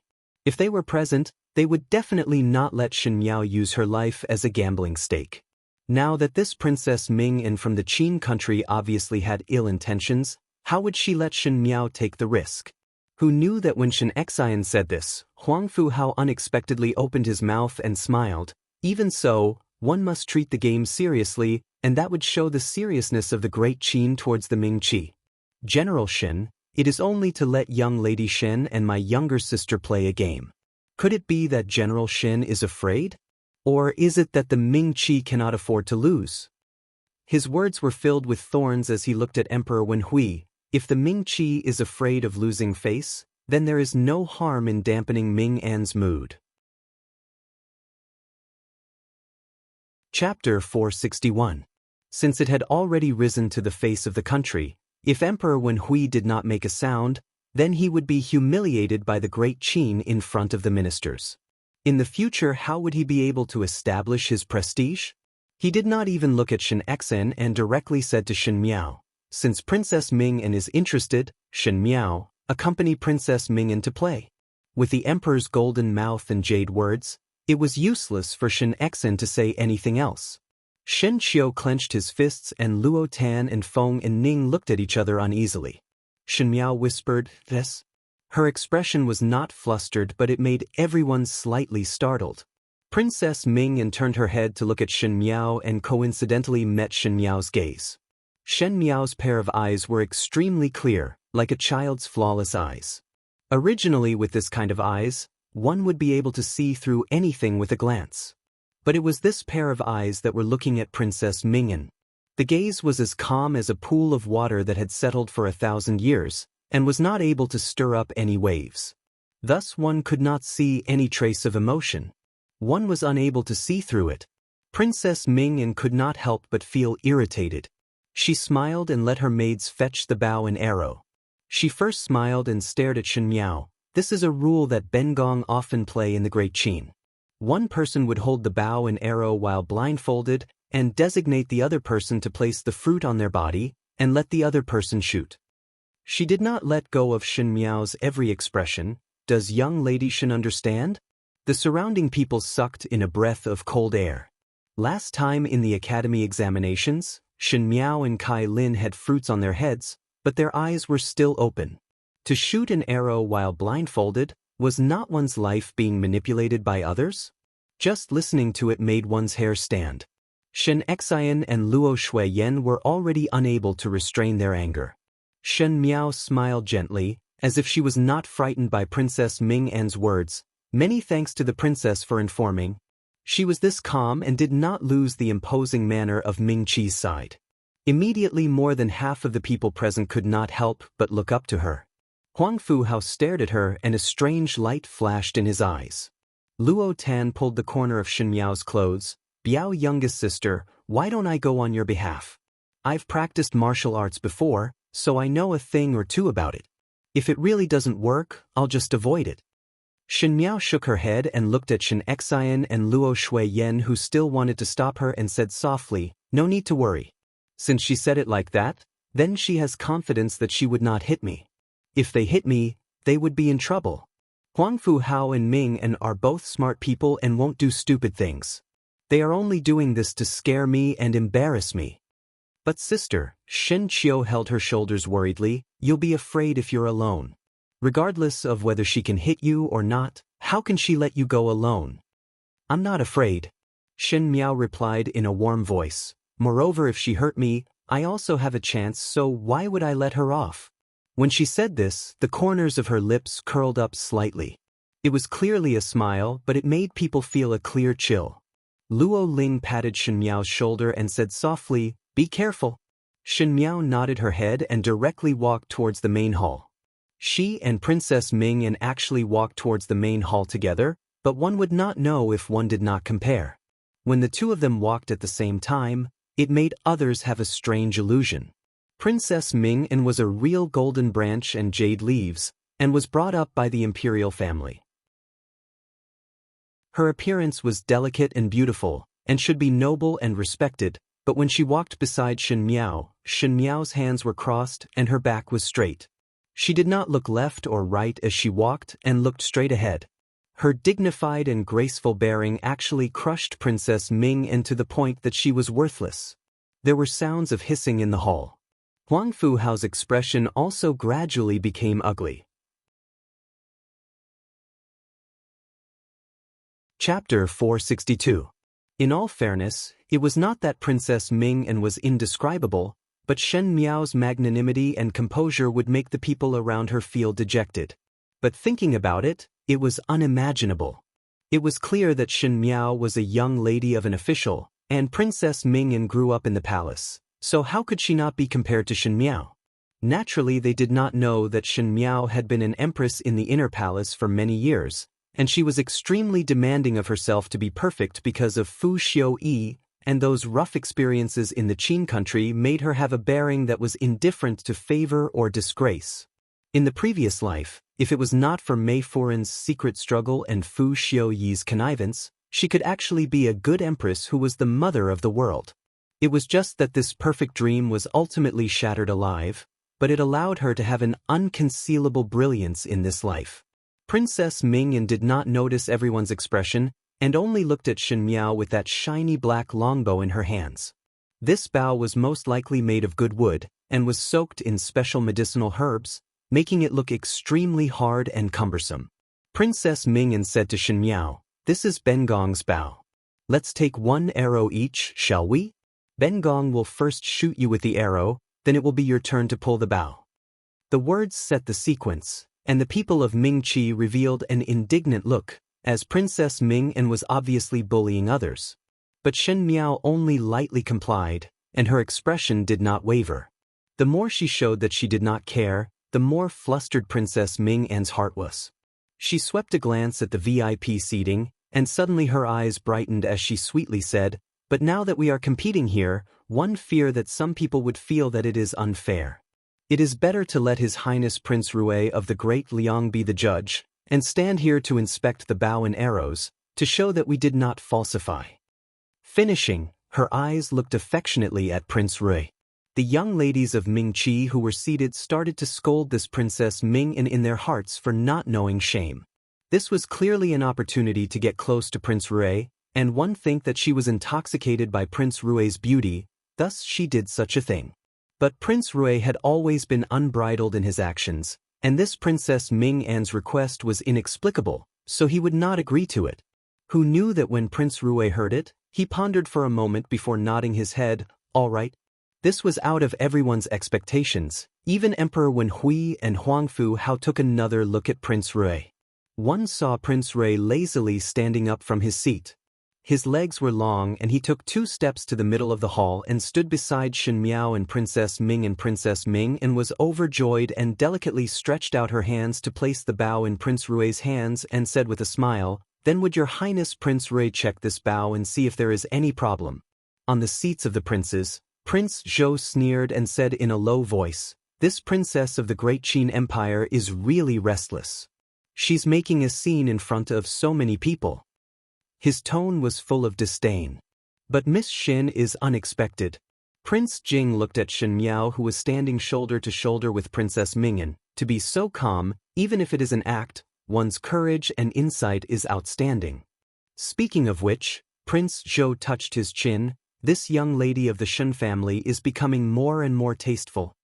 He looked at Fu Xiuyi, who did not speak a word. "Number 9, do you regret?"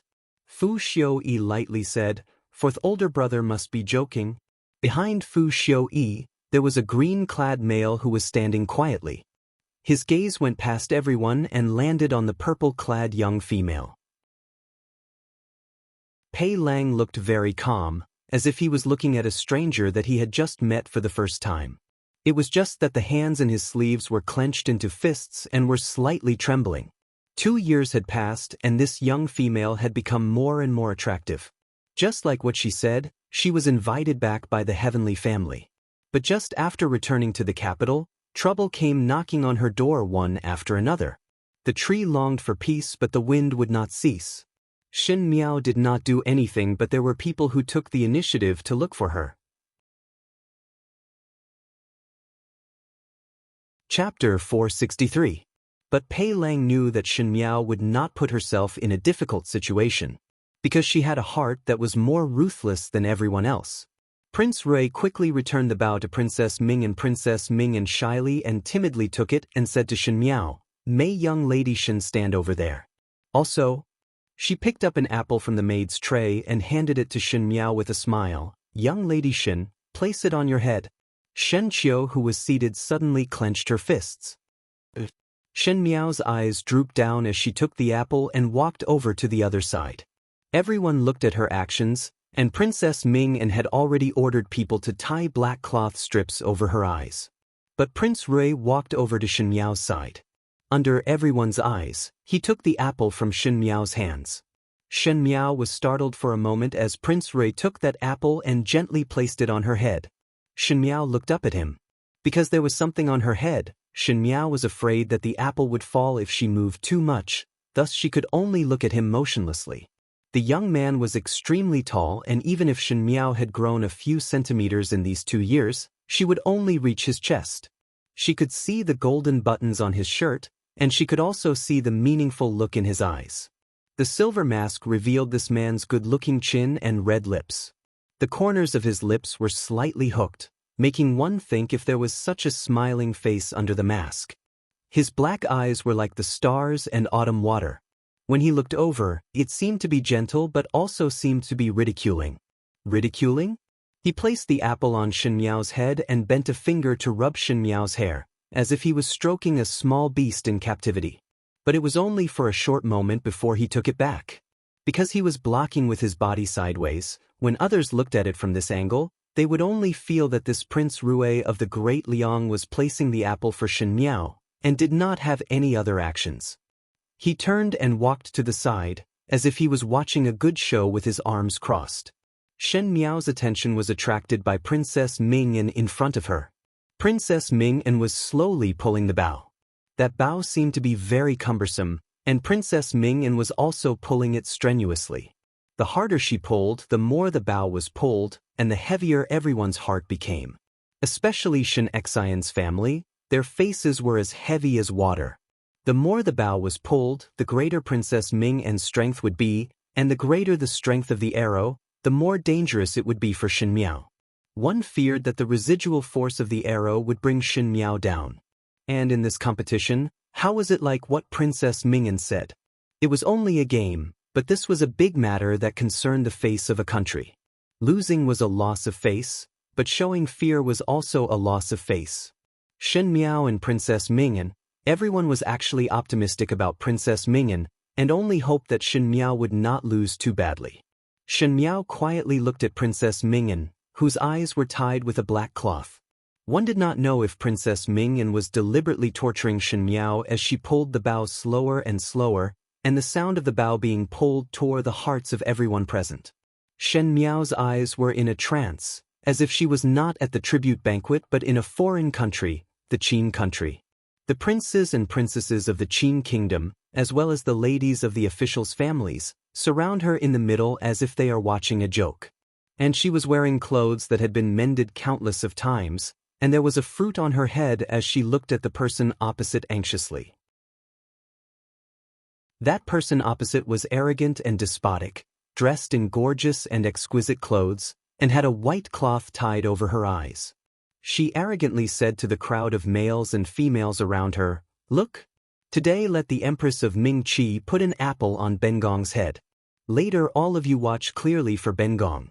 See if this Empress of Ming-Chi, who was born in a military family, would be so scared that she peed in her pants? Ha, you must see clearly and tell Bengong." She arrogantly pulled the bowstring, and the arrow shot over with a xiot sound. It just happened to miss by a little, but it went from top to bottom, piercing through her hair bun and piercing through her lapel. She screamed in panic and wrapped her clothes tightly, but when she covered it, she heard the ridiculing laughter from all directions getting louder. Such a humiliating memory, but it overlapped with what was in front of her. Shen Miao's lips slowly hooked up, but one did not know if it was out of bitterness or hatred. Her clear eyes seemed to have a layer of black fog that slowly spread to the bottom of her eyes, making it unfathomable. Prince Rue, who was at the side, quietly bent his fingers, paused for a moment, and then quietly released it. She slightly tilted her head in an action that was almost invisible to everyone. Chapter 464. When the arrow shot through the air, everyone present held their breath and focused their attention. There were even some timid females who directly covered their eyes, not daring to look at this scene. The ministers were clear in their hearts that no matter how arrogant and vicious the princess of the great Qin country was, it was impossible for her to shoot a general's daughter in Ming-Chi's territory in front of so many people. But it was one thing to be clear in one's heart and another to see with one's eyes. They, as bystanders, felt their hearts beating fast. So what about Shen Miao?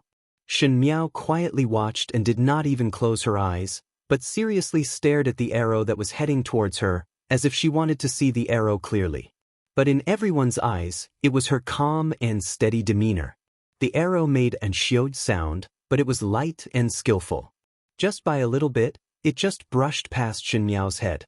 He avoided the bright red apple by a hair's breadth. Shen Qiu, who was seated, suddenly heaved a sigh of relief, and Shen Xian and Luo Shuiyan's tightly clenched hands slightly loosened.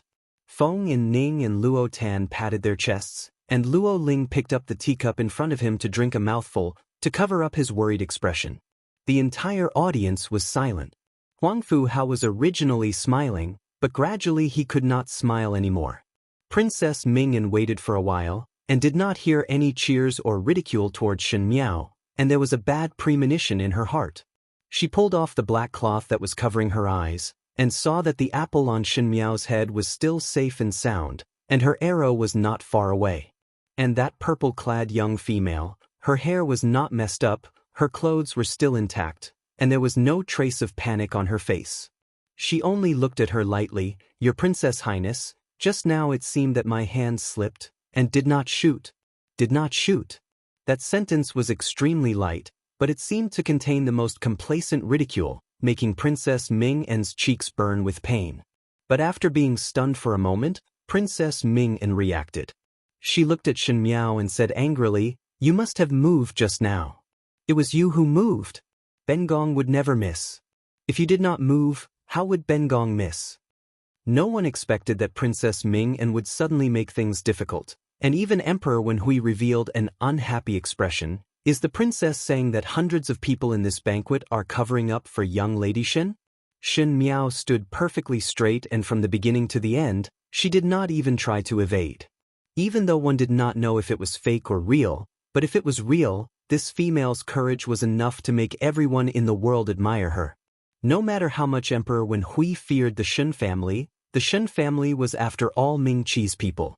As the Emperor of Ming Qi, how could he let a Qin country's princess slander Shen Miao in front of him? One feared that today he would indulge Princess Mingyan's nonsense, and tomorrow the emperor's prestige among the officials would plummet. Princess Mingyan felt wronged in her heart and looked at Huangfu Hao. Huangfu Hao looked at her with a gloomy face, and Princess Mingyan quivered. She did not dare to look at Huangfu Hao again, and turned to look at Prince Rui, who was standing at the side, and said sweetly, "Your Highness." Prince Rui had just seen clearly. Did the young lady of the Shen family hide? When she said those words, Princess Mingyan softened her voice and stared at Prince Rui, which made everyone present feel somewhat ashamed. Prince Rui's lips hooked up. "No." Princess Mingyan was surprised for a moment. "Your Highness, Prince Rui is saying that Shen Miao did not hide. Are you questioning this prince's eyes?" Prince Rui retorted.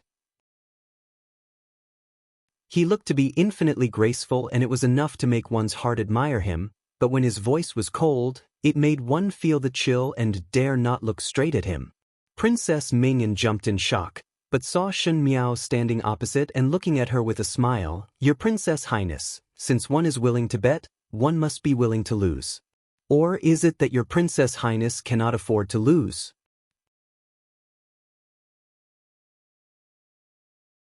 Chapter 465. "You are presumptuous!" Princess Mingyan screamed. She suddenly saw the angry gazes that were directed at her from all directions, and suddenly understood that this was Ming Qi's territory, and screaming at Shen Miao had already angered the crowd. She looked at Shen Miao and suddenly sneered. Why would Bengong not be able to afford to lose? But do not be too pleased with yourself too early. Bengong cannot shoot. Can you shoot? Princess Mingyan's heart was filled with anger. Her archery skills had already reached the point of perfection, and this bow was the biggest bow that she had used since young. Princess Mingyan had played with this kind of blindfolded archery for many years in the Qin country, and had never made a mistake. She originally wanted to give Shen Miao a little trouble, and in order to teach the Shen family a lesson for their rudeness, at the same time as shooting the apple, it would be easy to shoot Shen Miao's clothes to make her lose face, so how could she miss at the crucial moment? But under the watchful eyes of the crowd, Shen Miao did not evade, and this made her not know where the problem was. She proudly proposed a competition, but in the end not only did she not make Shen Miao lose face, she also did not shoot. If those princesses and princes of the Qin country knew about it, they would laugh at her. Thinking of this, Princess Mingyan had some more disgust and resentment towards Shen Miao. Shen Miao looked at Princess Ming-En's actions, and her heart turned slightly cold. In her previous life, she stayed in the Qin country for 5 years, and had dealings with this princess of the Qin country for 5 years. Shen Miao was clearer than anyone else what kind of temperament Princess Ming-En had. Princess Ming-En liked to tease her like this, to play the game of shooting in front of everyone. With one arrow her hair would be blown apart, and with another arrow her clothes would be torn apart, and occasionally accidentally, she would even graze her body. When Princess Ming-En pulled the bow, she knew what Princess Ming-En's idea was, which angle the arrow would fly from, and where it would land. After repeating the scene countless of times, how could she not be clear? She simply tilted her head slightly, and let the arrow coincidentally brush past her. No one would believe Princess Ming-En's words, just like how no one believed Shen Miao's words in the beginning. Being wronged, misunderstood, and made a fool of, it should be let this noble princess personally enjoy it. Of course, it was not only this. Shen Miao took the bright red apple and smiled. If it was me, I would ask your Princess Highness to bite this apple in your mouth. At the beginning, the audience was still discussing in a low voice, but when they heard what Shen Miao said, there was a moment of silence. Princess Ming-En's eyes widened and looked at Shen Miao in disbelief. What did you say? Her voice became sharper, and because of the anxiety, it was unpleasant to hear. Shen Miao looked at her with a smile, and there was still a bit of innocence in her eyes. Princess, didn't you say that this is the game of the great Qin dynasty? The archer will choose where to place the apple. Your Royal Highness wanted to put the apple on my head, so I let it go. She smiled generously. If your Royal Highness is afraid, you can change to someone else. It was better if she did not say those words, but when she said those words, Princess Ming-En was so angry that she almost flipped over. If it was another person, would it not mean that she, Princess Ming-En, was timid and could not afford to lose, and would lose all her face in front of the Ming-Chi, the great Liang in the Qin country? Yi Pei Lan sucked in a breath of cold air and said to Xin Yu, "Is she crazy? How dare she go against Princess Ming-En?" Originally in the academy examinations, Shen Miao and Kai Lin confronted each other because Shen Xian's official position was not lower than Kai Darren's.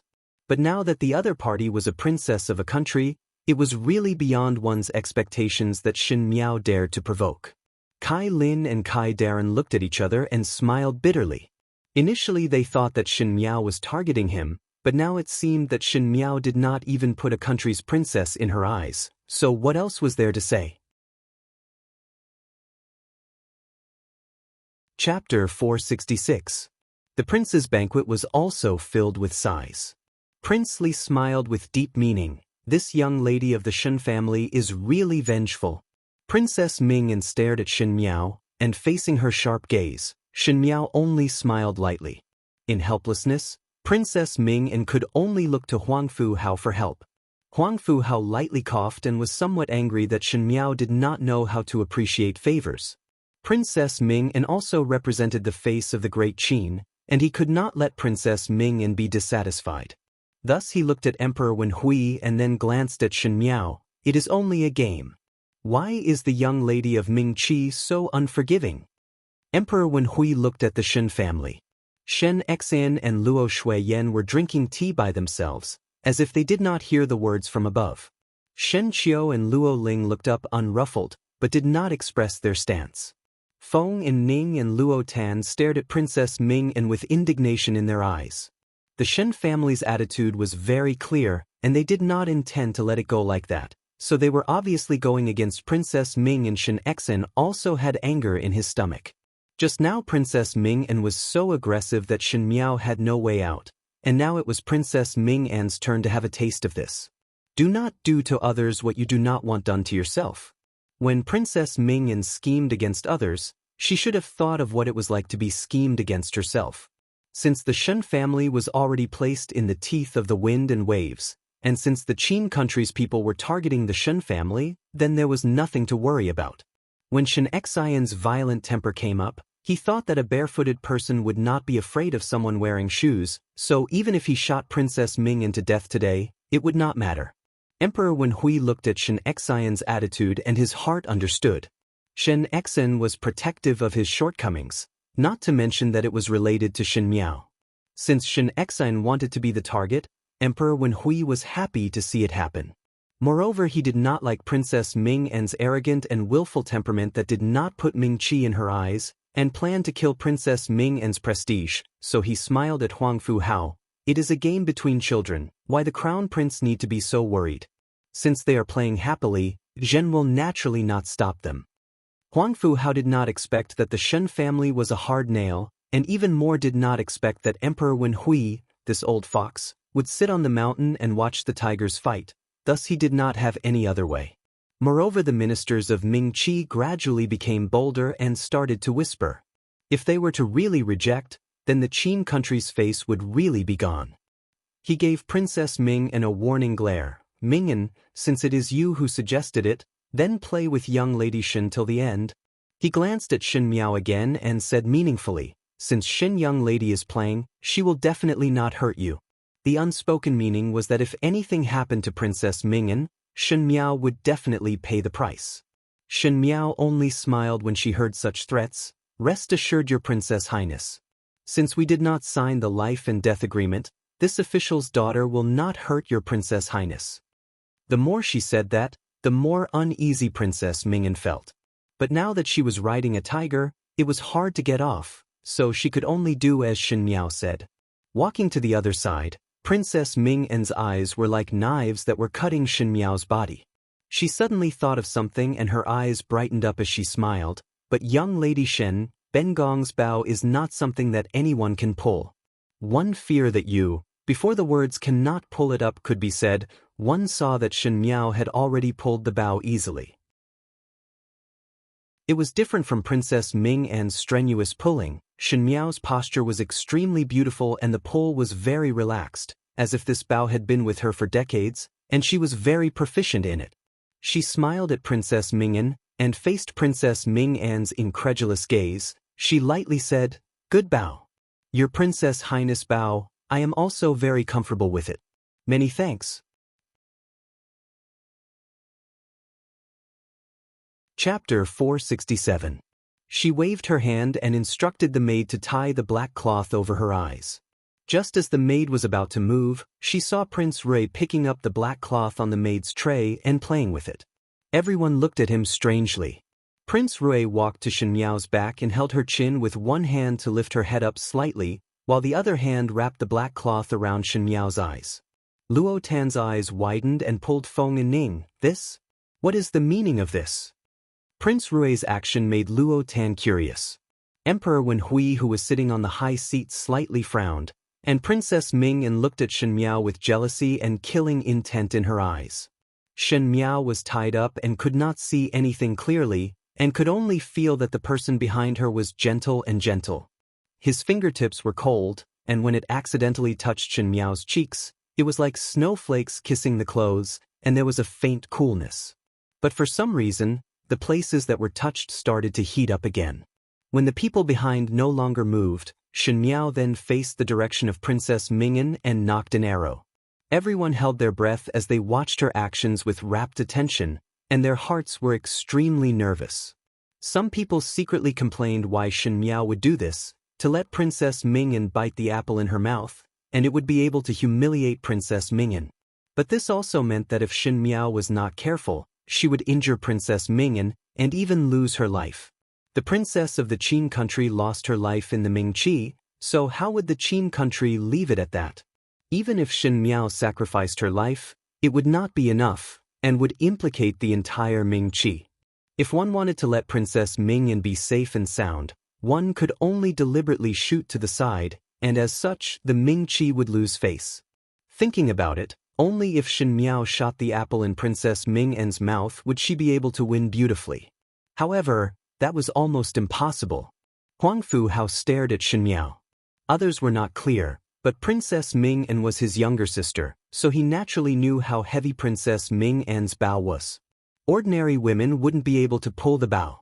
Even those who were skilled in martial arts and had some foundation in martial arts would have to practice with the bow for a while, not to mention women. Even men would have to practice with the bow for a while. But just now when Shen Miao casually pulled the bow, that kind of skillful posture, skillful gestures, and relaxed expression made people suspect that she had already touched this bow countless times before to be able to use it so smoothly. However, that was simply impossible. It was Princess Ming-En's first time in the Qin country, and it was also Shen Miao's first time touching this bow. Huang Fuhao's heart suddenly had some interest as he looked at Shen Miao as if he had seen something new, and his gaze became deeper. Shen Miao was completely unaware of it. She closed her eyes and her hands caressed the patterns on the arrows, every tiny scratch on the heavy bow. It was exactly the same as his previous life. She had touched this bow countless of times, and Princess Ming-En would always generously pass the bow to her when she was in a sorry state. "It is your turn." In fact, Shen Miao had secretly practiced countless of times, and she could hit the target, but every time, she would deliberately shoot far away, and be laughed at by the princesses and princes of Mingqi. Because she was a hostage, she should compromise, and live under others' charity, and not be arrogant and despotic. Even if she could win, she must lose, and lose to make Princess Ming-En happy, so that she would have the chance to return alive to see Fu Ming and Wan Yu. Those most difficult years were engraved in her heart like the simple and unadorned patterns on the bow. His forbearance from his previous life could finally be displayed openly now. She was no longer the Empress of Mingqi, but could freely and fearlessly attack Princess Ming-En, just like what Princess Ming-En did to her. Chapter 468. She said, "Trouble your Princess Highness not to dodge." Finishing, her hands loosened and the almost fully drawn bow made a bing sound as the arrow shot towards Princess Ming-En like a meteor. Princess Ming-En was so scared that her eyes blurred. That arrow came too fast and she wanted to dodge, but it was too late. She felt a pain in her mouth as the arrow was right in front of her eyes. She wanted to scream, but with the apple in her mouth, her body softened and she collapsed. The palace maids behind quickly supported her, and Huang Fuhao stood up all of a sudden with a gloomy expression. The hall was filled with sighs, but Shen Miao took off the black cloth that was tied around her eyes and walked over to the fainted Princess Ming-En and took out the apple from Princess Ming-En's mouth. On the bright red apple, half of the arrowhead entered and the remaining half of the arrowhead was outside. It would not pierce Princess Ming-En's throat, but one could see it clearly. All hit. It seems that this official's daughter's luck is very good. As luck would have it, all hit. She smiled.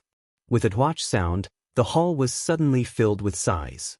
The officials of Mingqi were first stunned before their faces flushed with joy and started to applaud. Someone said, "Like father, like daughter." It was Princess Ming-En who suggested to compete in archery, and Shen Miao had no choice but to accept it. But at the end, Princess Ming-En did not hit, but Shen Miao hit, and Princess Ming-En even fainted from fright. Who was strong and who was weak, one would know with one look. Emperor Wenhui had many suspicions towards the Shen family, but now that Shen Miao had helped him gain a lot of face and made the Qin country suffer, Emperor Wenhui was now very happy. He looked at Shen Exen. "General Shen, you have raised a good daughter." Shen Exen cupped his hands and said that he did not dare. Shen Miao stood in the hall, and there was a slight wind that blew the corner of her skirt up like a blooming flower. She quietly stared at Princess Ming-En, who was being supported by the maids, and restrained all kinds of emotions in her eyes. When she turned her head, she met Prince Rui's gaze. One could not see what kind of expression was under the mask, but this man's gaze was warm and cool, making one somewhat confused. One did not know if he was smiling or not, but he glanced at Shen Miao before walking back to the VIP seats to sit down. Huang Fuhao felt that he had lost face, but he did not know how to redeem it. Today's matter was sudden and it was caused by Princess Ming-En, but to reach such a stage, Shen Miao was inextricably involved. Looking at Shen Miao, Huang Fuhao snorted coldly. One did not think that young Lady Shen would have such skills. Shen Miao lowered her head and returned to her own seat. She was always so gentle and harmless. She was clearly merciless when she shot the arrows, but now she had a dignified demeanor, as if she was not the one who wielded the saber and spear. She was noble and dignified. Even if she wanted to say something out of anger, under this kind of attitude, it was as if the principles of Buddhism were on her side, making people speechless. "Shen Miao, just now you really?" Feng and Ning pulled her hands. "If you were a male, I would marry you." Revenge with enmity, it is really delightful. Luo Tan also said, Biao youngest sister, I know that you are not one to be bullied. In the Shaochun city, the Luo family had some understanding of Shen Miao's temperament. Weak and easily bullied? Only blind people would think so. Shen Miao's eyes drooped down. Everyone thought that she held a grudge, and because Princess Mingyan pressured her, she repaid it in such a manner. One did not know that her arrow resolved the hatred of the past lifetime. Facing Fu Xiuyi, such a scheming person, naturally one had to plan step by step. As for a person like Princess Mingyan, if she did not return the humiliation she suffered in the past lifetime, she would not be able to live up to her rebirth. Some people needed to endure, and some people who could not bear it would come knocking on the door.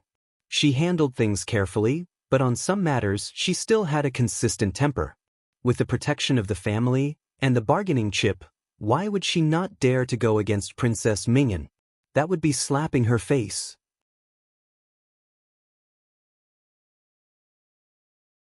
Chapter 469.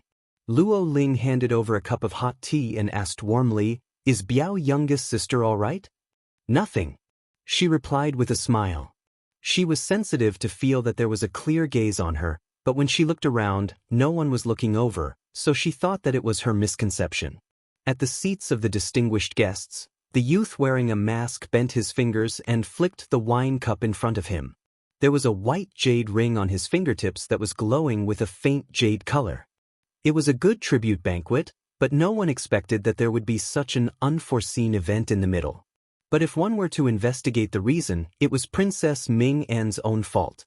And Shen Xian, who had just returned to the capital to resume his official position, with this unyielding attitude and Shen Miao's beautiful win, once again made a name for himself in the Ming Qi's tribute banquet. No matter what the outcome was, with Shen Xian's high profile, it made others somewhat fearful. At the prince's banquet, Fu Xiuyi's expression had already changed from the initial calm and composed to a calm and collected look, and from time to time he would look at Shen Xian's side. Occasionally he would look past Shen Xian and stop at the purple-clad young female who was sitting quietly. It was not only her, there were a lot of gazes that were sizing up Shen Miao. There were young talents that felt that Shen Miao attracted attention, and naturally there were also Huangfu Hao's gaze that made others feel uncomfortable. At the end, even a careless person like Luo Tan also noticed it and said, Why is everyone looking at Biao youngest sister? Are people not allowed to eat? Luo Ling smiled and said to Shen Miao, Biao youngest sister and I exchange positions. Luo Ling's position was slightly closer to the inside, and after Shen Miao exchanged positions with him, Luo Ling's tall stature was able to block her, and also block some probing gazes, and for a moment it was much more comfortable. Until the end of the tribute banquet, there were no other matters. Huangfu Hao left halfway, and said that he wanted to see Princess Mingyan, who had fainted from fright.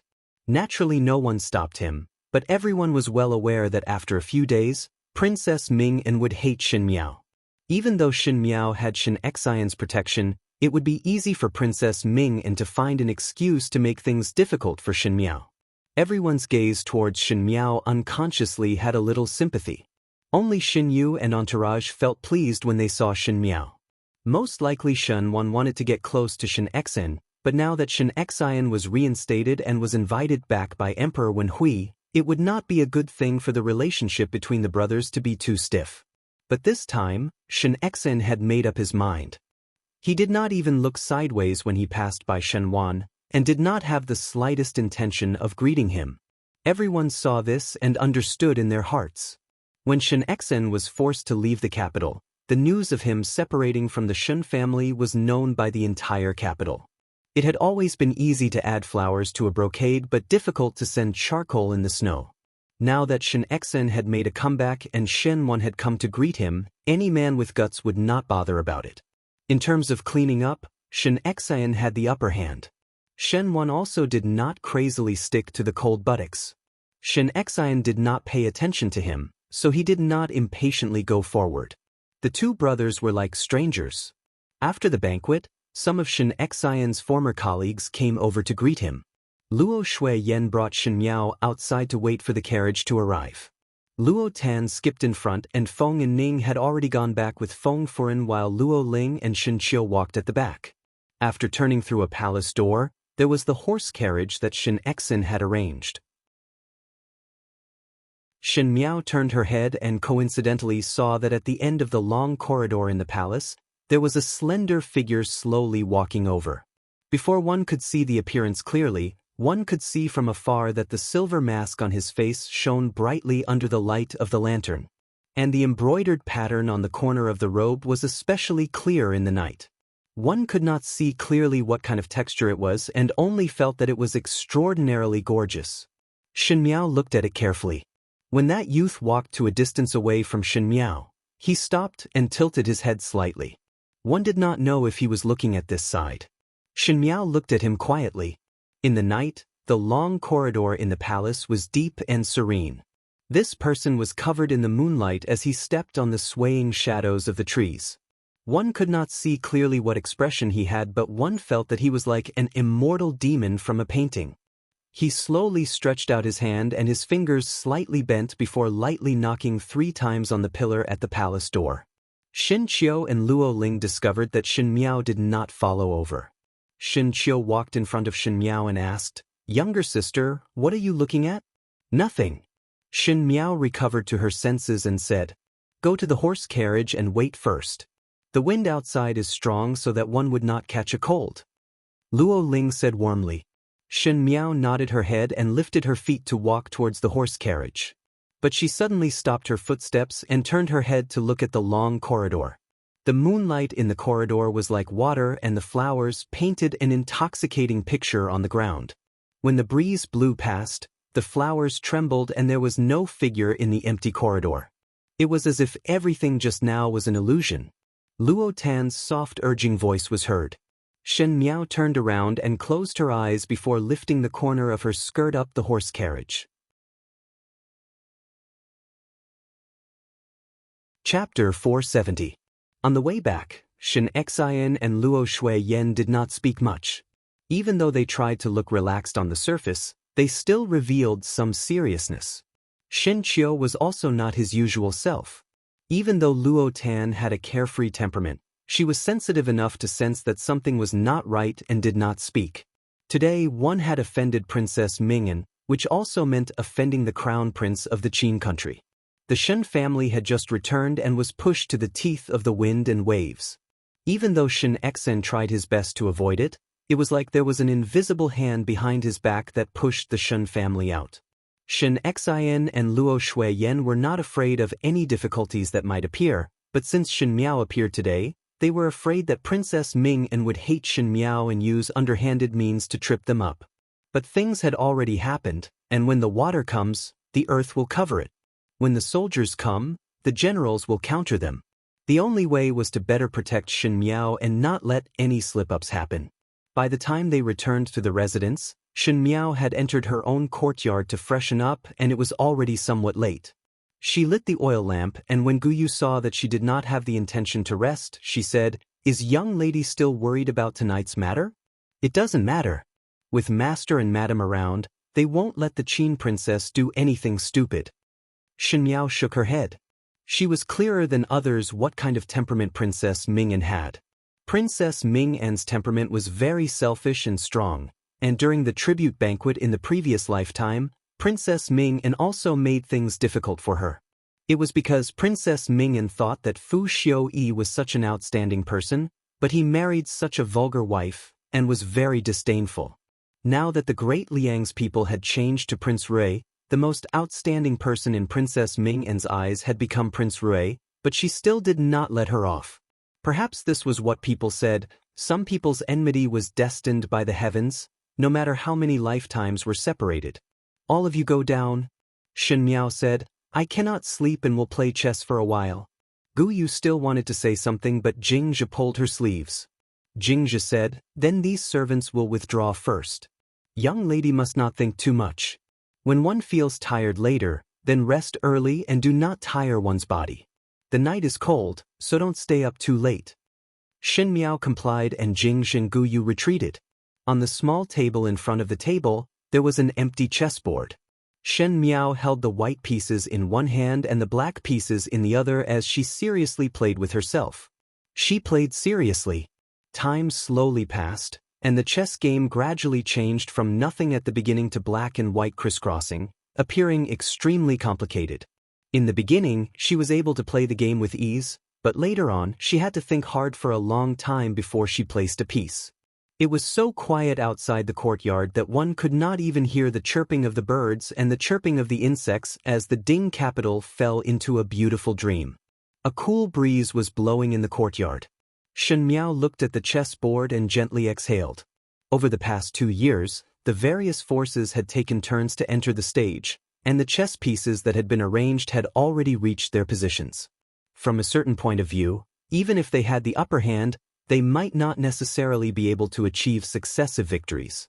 This was a game between her and Fu Xiuyi, but now it seemed that she still thought of some things too simply. Everything in this world was changing. She was changing. She was no longer the her from her previous life. Naturally, other people would change as well. The only thing that didn't change was the change itself. No one could predict what kind of changes these changes would bring to the game. She glanced at the chess game on the table, stood up, walked to the window, and opened it. The rustling autumn wind that blew in from the window gave rise to some coolness. The shadows of the trees swayed in front of the window. She looked at it for a while before turning around. The oil lamp in the room had burned to the last bit and the candle flame flickered before extinguishing. When the lamp was extinguished, the moonlight flowed into the room like flowing water, illuminating the room. It was a little cooler than the lights. A sound was heard from the front of the table. One did not know when a person was sitting in front of the chessboard. He held a black piece in his hand and casually placed it on the board before raising his head to look at Shen Miao. You're tuning in to the Passion Pages YouTube channel. We're so grateful for your support and don't forget to subscribe to join us on this incredible journey through captivating stories. Your generosity through donations truly makes a world of difference, as it's the primary source of revenue that allows me to expand and enhance this channel for you. Thank you from the bottom of my heart for being a part of this adventure.